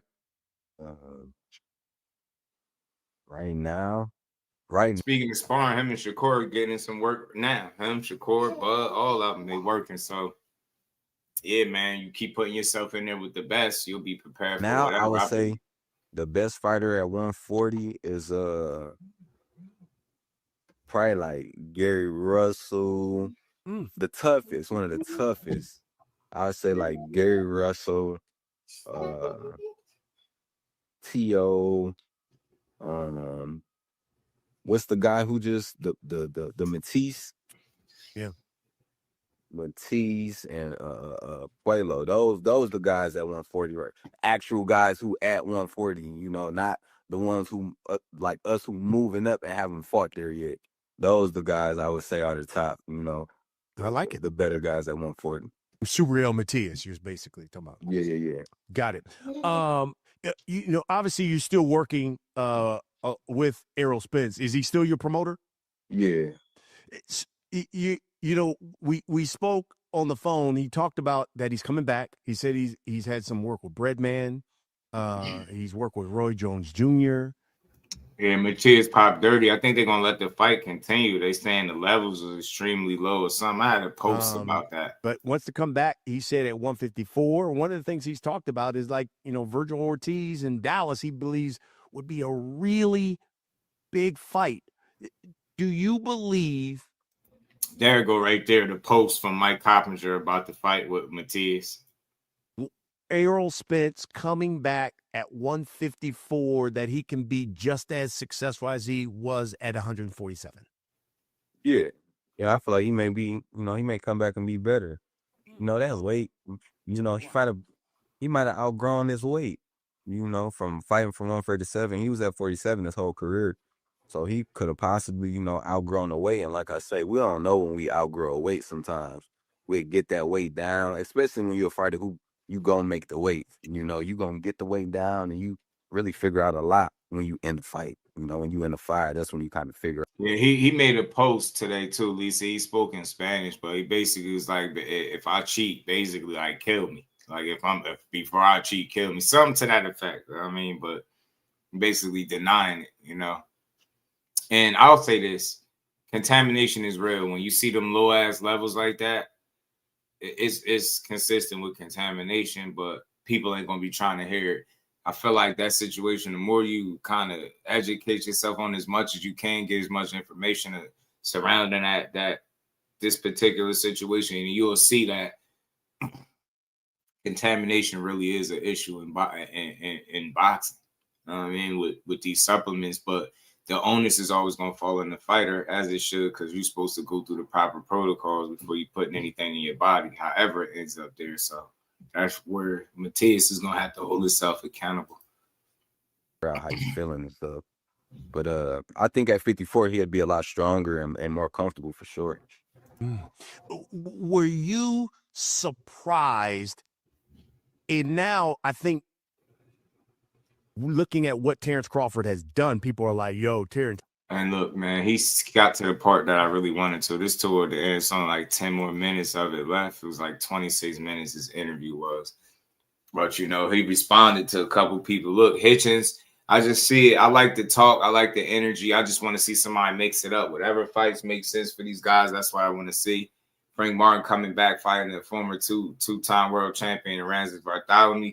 Should be a good scrap for him. You know, it should be a really good scrap for him. You know, we got a lot going on. Conor, Benn, Devin Haney. Devin Haney went on Ariel, Helwani, you know, basically saying how Conor Benn is nowhere near his level. You can't even put them in the same sentence, he said, you know, so it's a lot going on. A lot of people going back and forth. Tiger Johnson say it knocked Devin out, man. Tiger, look, shout out to Two-Tone. Tiger Johnson violates Devin Haney. Tiger gonna go far in the sport. Stay away from Dev. Let me say this, right? Devin gotta stay away from me. Devin gotta stay away from me. Guys like me, you know what I mean? Because, dude, I would clip Devin, man. I just don't get my opportunity. You feel me? Like, I would clip Devin, man. Devin don't have no chin. Devin don't have no chin. He don't have a chin. And we all know that. We don't have a chin. Lord Chap, Hungry Young Lions is out. I'm focused, man. Start giving out two tones. Tiger Johnson up there on the Mill City podcast said that Dev Dollars, Devin the Dream Debo Haney has no chin.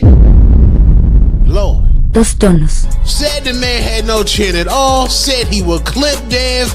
I don't know. This is a hungry young lion in Tiger Johnson. Hungry young lion. Dev Dollars, you might need to see this hungry young lion, man, from Ohio, Midwest Mafia. Y'all let me know what y'all think. Lord Child. Lord Child. He killed me with that Lord Child, man. I don't say no child, man. Not no man. Not me. Want Africa to take Gary Belt, son child. Yeah, man, that'd be a tough fight for him. Savage Minded, appreciate you, fam. Much love, man. Appreciate everybody in the building. We getting closer toward the end. You know, I was gonna play the interview with Ariel Helwani, but you know. I need to see my dog under the tutelage of Buddy. Yo, oh yeah, Frank. If he can implement some of the things that Buddy, or if Buddy is able to teach and communicate it in a way in which it translates, I'm excited to see what that looks like, because Frank is a hell of an athlete. Yo, I watching some of Frank's previous fights in preparation for the fight with Ramses Bartholomew. One thing that strikes me every time I see Frank is he be having these moments where he's moving in the ring where he just look like he got skates on. That motherfucker has some good feet. Right. And I wonder if part of it comes from like his background as a wrestler. Frank, right? Yeah, Frank can move, man. That was one of the things I said too. He got some really good feet. That's the only thing that was surprising with the way he got trapped up with Tank. But ultimately, I just chalked it up to experience versus inexperience. But yeah, man, I said it. He got some really good feet, in my opinion. Frank Martin do. He's smooth as hell Really when he good want to feet. be. Yeah, I Yeah, think what Jay got him Grant up, with a good and it's funny he said round 5 because remember round 4 that was that moment where he got caught with that big counter to the body, and then Yeah, Derrick James was yeah. asking him in the corner. He said, "He ain't hurting you with none of those shots. He ain't touching you with those shots, is he?" He said, "He hit me with a couple bodies." And then the next round, round 5, that's the one where he said he couldn't really feel his legs like that. So I'm assuming that the gas tank got siphoned. He took a little bit out of him, chipped Yeah, away. And put a then little bit of he also fire said out. something that was really interesting too about the magnitude of the fight and not really feeling comfortable. And that's Right. something that we were talking about yesterday in regards to Brian Norman with the Devin Haney fight. Because when I'm, Right. again, I'm rewatching that fight, jogging through it, exchange by exchange, and he left a lot on the plate. Brian Norman did. Yeah. Left a lot on the plate. There were a lot of opportunities that were there that, for whatever reason, the trigger was just not pulled on him. And And then other experience, ones, man. And yeah. experience, maybe preparation, maybe the moment, combination of shit just getting to him. You know what I'm saying? That E word, man, experience is Yeah. very vast, right? Because oftentimes we talk about experience and it's just the level of opponent. Right. But there's also that experience, like being able to perform in front of a crowd, performing with a certain degree of pressure, even though pressure is manufactured, because truth be told, the action itself is just that. Right. Like it really is. It There's will. no difference than defending the jab in the gym or defending the jab in front of thousands of people, Right. except for that pressure that's manufactured. But the action itself should stay the same, but for whatever reason, those external factors tend to influence and tend to skew and distort Right. perception and reality. Right. And I like don't he know. said about thinking too much, Yeah. he was just in there thinking too much. I think it was a combination of the moment, the level of opponent, the level of the magnitude of the fight itself. It was a combination of things. Preparation, guidance, maybe getting caught with a shot early. Yep. And I like that. He said he ain't got utensils to eat what's on the plate. Shout out to Ariel. Now, B. Hayes, one of his sparring partners, said his feet and hands was starting to work together. You know what I mean? But I just think he was in there with a slicker guy for sure.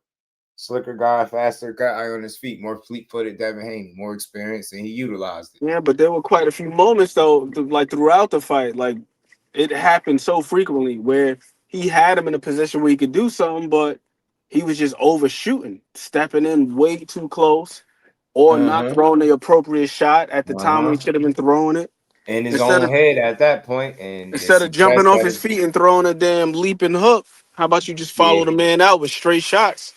You got him in a position where he's gonna slip to his right, his head gonna pop back up on the line anyway. Yeah. Follow him out with the 1-2. And then the crazy thing is, if you look at the last 2 fights, he was doing some of these things. Defending the jab, pick it off with the backhand, counter with a jab of his own, double up. But, once again, and Devin Haney mentioned this in the last interview that they did when he talked about the levels and he expounded and he said the levels isn't just the opponent, but it's the magnitude of the event. Yeah. And Devin Haney's got a lot of big fight experience too. Yeah. Yeah. So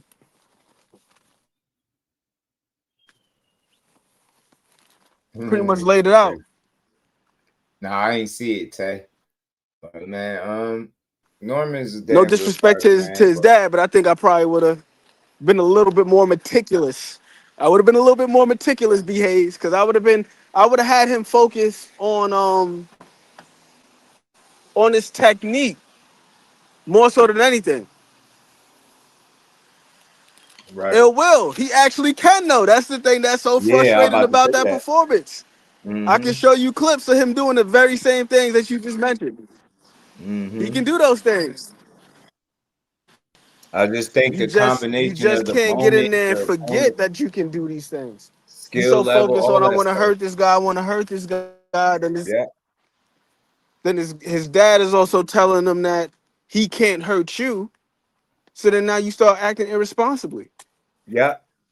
Your approach becomes a little less responsible. You can't do And that. yep. And then Gotta that respect that man. complacency Gotta settle respect in and you everybody. got checked. Mm-hmm.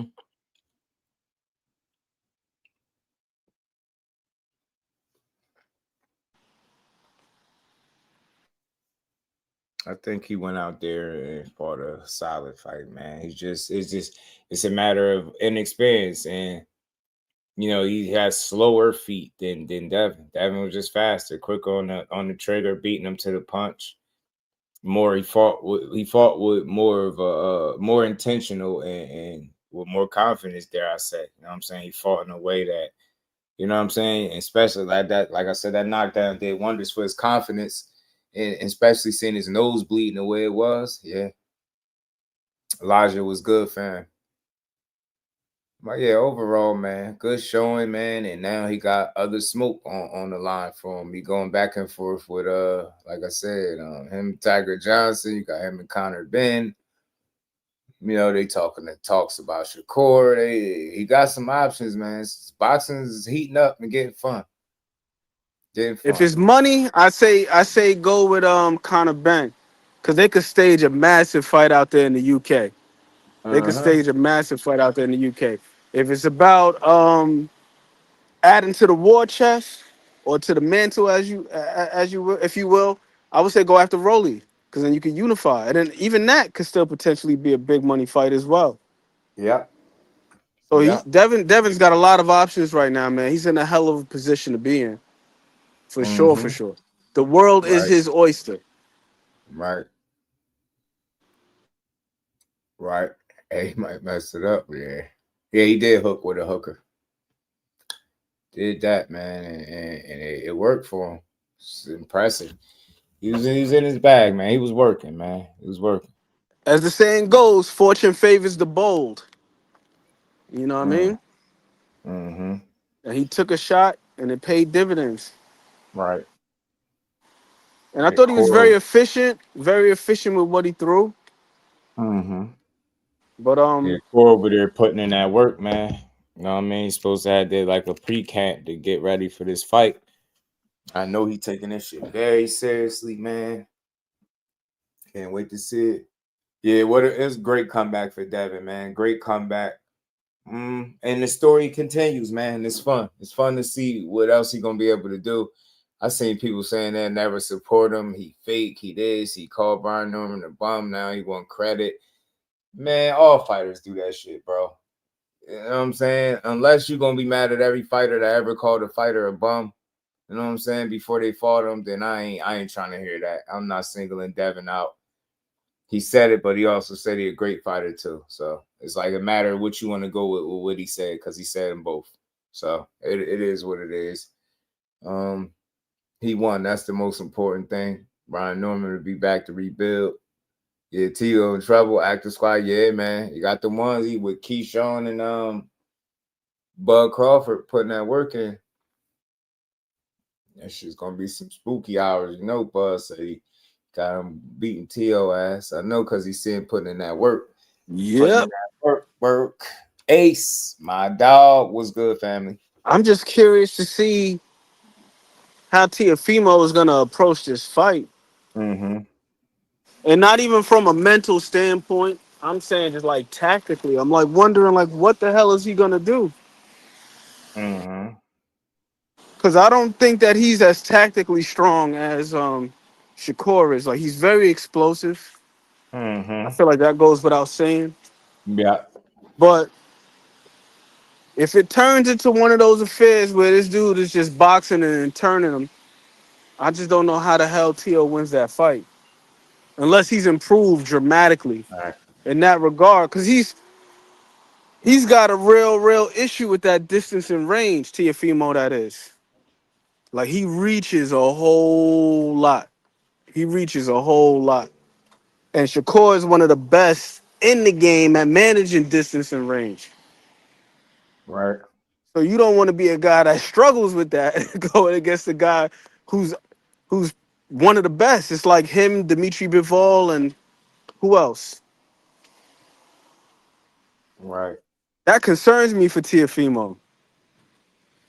And I can't see him going out there and trying to fight because Teofimo's not really like a fighter. Yeah. He's not a Subriel Matias, like press you out and throw a bunch of punches. He's not one of them guys. Mm-hmm. So how the hell does he win this fight? Tactically. I'm Right. not saying it can't happen. I just don't know how he does it. Mm-hmm.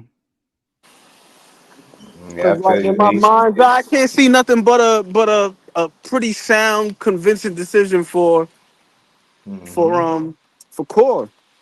The other two guys we seen that were good with the angles, who also happen to be southpaw. Yeah. One had him sitting down with Mark Kriegel, explaining himself, how guys are just running from him and he don't need to work on cutting the ring off. And the other one Mm-hmm. had him asking in the ring, do he still got it? Right. Got dropped Right. twice, check hooks. Uh-huh. Corey got a mean Check check hook hook. city. He got a hell of a check hook. That's what I'm Mm-hmm. saying. So how does he do this? Yeah, man. That's gonna be interesting to see, man. But yeah, Corey ain't overlooking him. That's why he doing that pre-camp. He ain't playing with T.O. That's why when you start seeing him posting them gym videos, the Bud Crawfords and the Keyshawn, just know he locking in. That I know personally. Like, just know that when he starts showing you that he locking in. I even noticed, like, even now he still be on social media and talking shit, but it's not the same. It's not with the same energy and like focus that it used to be before. It's like, you say something here, say something, but it's like it's more it's lock in time. It's like let's stay focused. Let's not like, get distracted. And that's what I like to see. I just want to see him go out there and keep proving people wrong. Yeah, hell yeah, he's sparring Bud and Keyshawn. Doing a pre-camp. I told y'all my guy told me that personally, so I knew that to be a fact.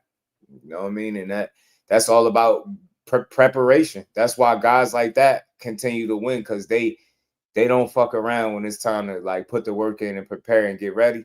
Like, that's why I say, man, I don't think he'll overlook nobody that he think is a hell of a fighter like T.O. So I don't expect him to ever overlook nobody, but definitely when he know what you are. You know what I'm saying? So yeah.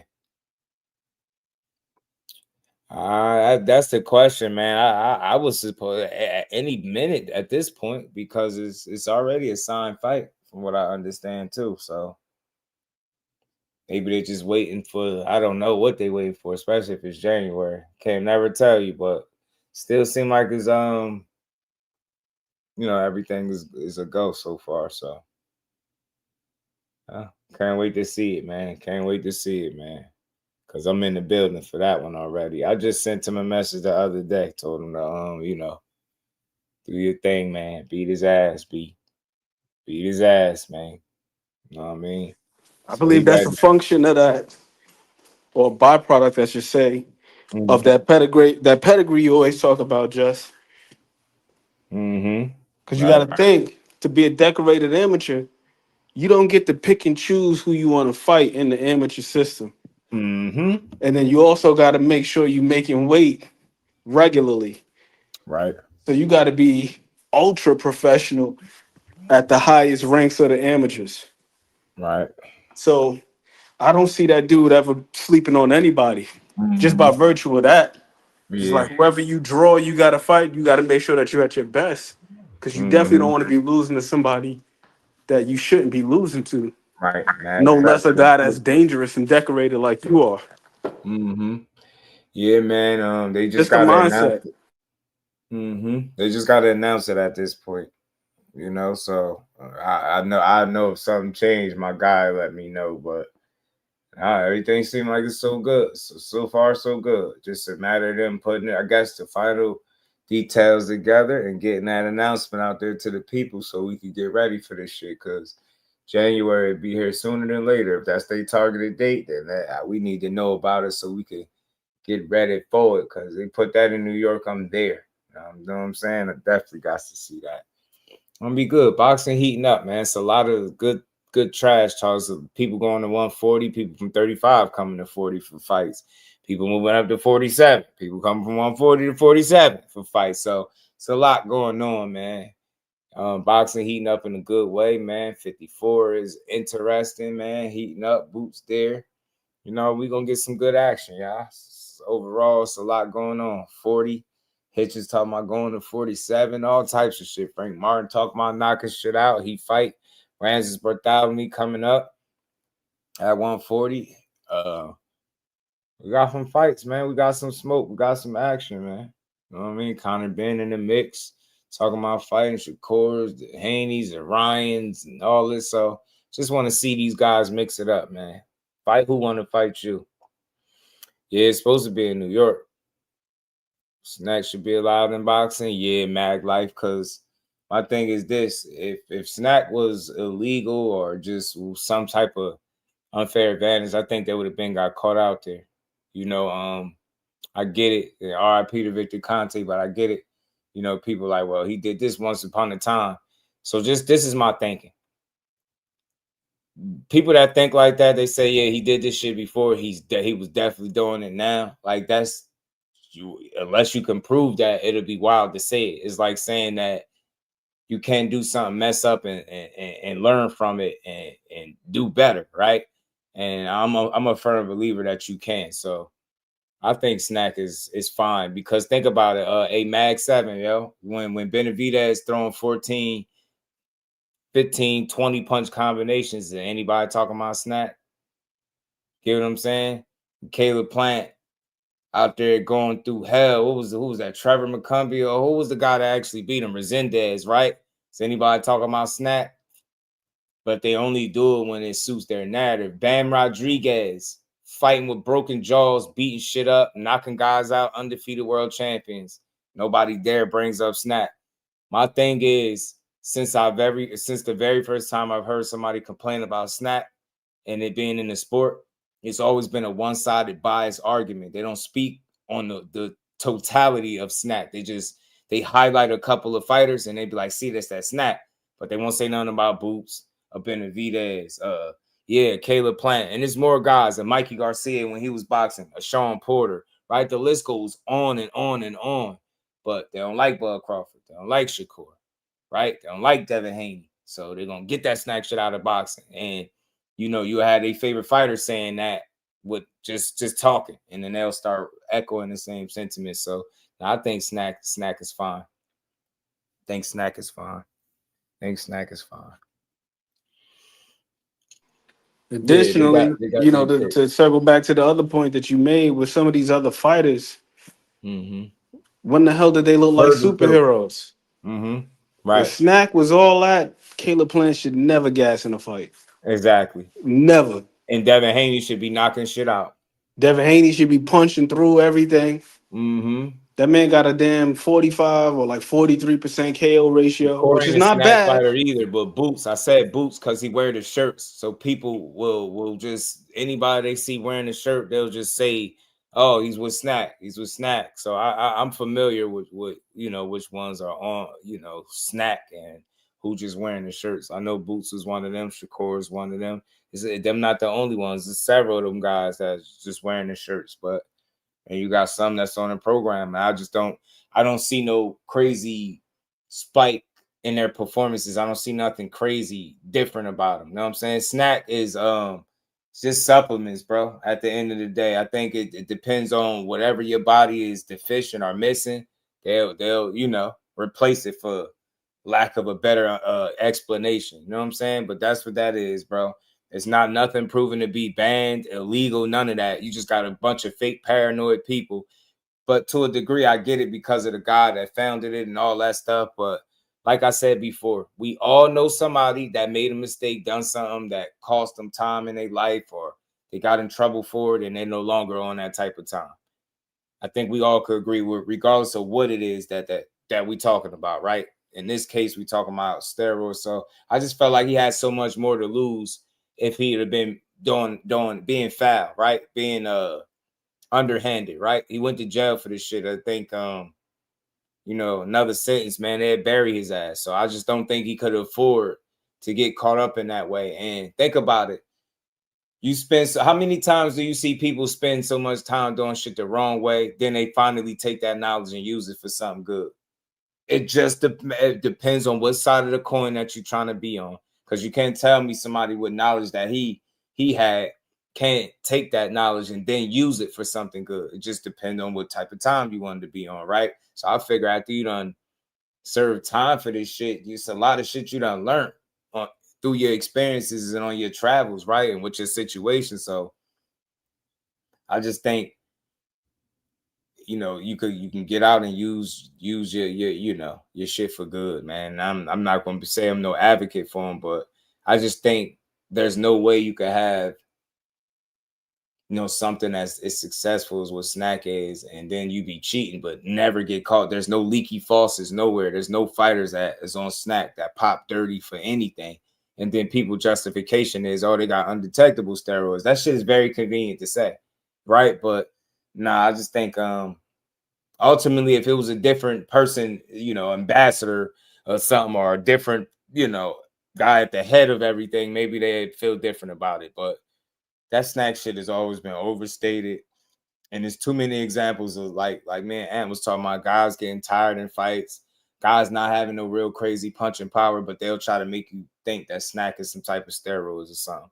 But we have too many examples of guys getting knocked out on Snack, stop, gassing, not getting knockouts, losing, all types of shit. So I'm just not with the conspiracies, man. Like, I'm with proof. If you can prove that Snack is no good, then I'm with you. But if we just gonna go off of what we think and nothing we can prove, is like we can go there with anything. So I just try to be responsible, and I don't want to be another voice peddling bullshit in boxing and bullshit narratives. You know what I'm saying? People don't like Snack, just say that. You don't like the Victor Conte is involved in Snack and all that. I get it. In his past, and you can't get over it. You feel like there's no way a guy could be living right now. Like, you know what I'm saying? I just never thought like that. You know what I'm saying?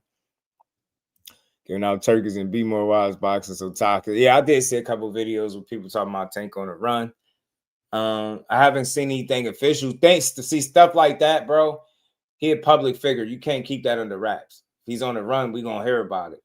If just like a couple people asked me, is he suing Jake Paul? If he was suing Jake Paul, we'd know about that too. We'd hear about it. Certain stuff just they ain't gonna be able to keep it under wraps because of who it is, who is involved in it. And Tank Davis is one of the biggest names in boxing. So if he's suing somebody, I think it's gonna be out there. If he's on the run, I think it's gonna be out there. So hopefully his situation gets squared away and he could continue his career or whatever it is he wants to do. Everything will be all good. But look, y'all, man, shout out to everybody in the building. Dope build in the book. Shout out to Anne McQueen. I appreciate you, bro. Always coming up, raising. Likewise, man. For sure. There's one last thing about the Snack thing, right? Nah, go ahead. When you said about the undetectables. Mm-hmm. But all of the people who have been pissing hot, popping dirty, whatever it is that you want to call it, why wouldn't they go work with Snack? Right. If they could just fly under the radar. Right. Facts. And that's just that simple. Why wouldn't they all just be rocking with Snack and Victor Conte and those old mighty undetectables that they got over there? Crazy, man. Have a great evening, Lisa, man. To the rest of y'all, man, y'all enjoy the rest of this good Wednesday. If y'all celebrate Thanksgiving, y'all enjoy y'all Turkey Day with y'all fams, man. I appreciate it. I don't know if we're going to come on tomorrow. We probably will, though, because, you know, it's always something to talk about while we sit around and get our stomachs full and stuff like that. So, look, if I don't see y'all tomorrow, y'all enjoy y'all holidays. I appreciate all the support. Shout out to all the channel members, all the real supporters. I appreciate y'all. Double tap the screen. Make sure y'all you scroll over to the right and hype the live. Make sure you hit the like button, turn the notifications on, and let's keep building, y'all. Shout out to Mike Kirkland. Appreciate you, bro, and happy Thanksgiving, man, to all the fans. OJ Simpson, the juice is loose. You stupid. And peace to the Queen Lisa. Shout out to the kings, queens of the chat, man. Much love to the fam. And I'll see y'all tomorrow. Representing Brick City, Shakur! Finding those levels, too. Look at that four-punch combination. It's a masterclass right now from Shakur Stevenson. That's what you're seeing. A masterclass. And Shakur meets him with straight left hand. Oh, there's a knockdown scored with the left hand.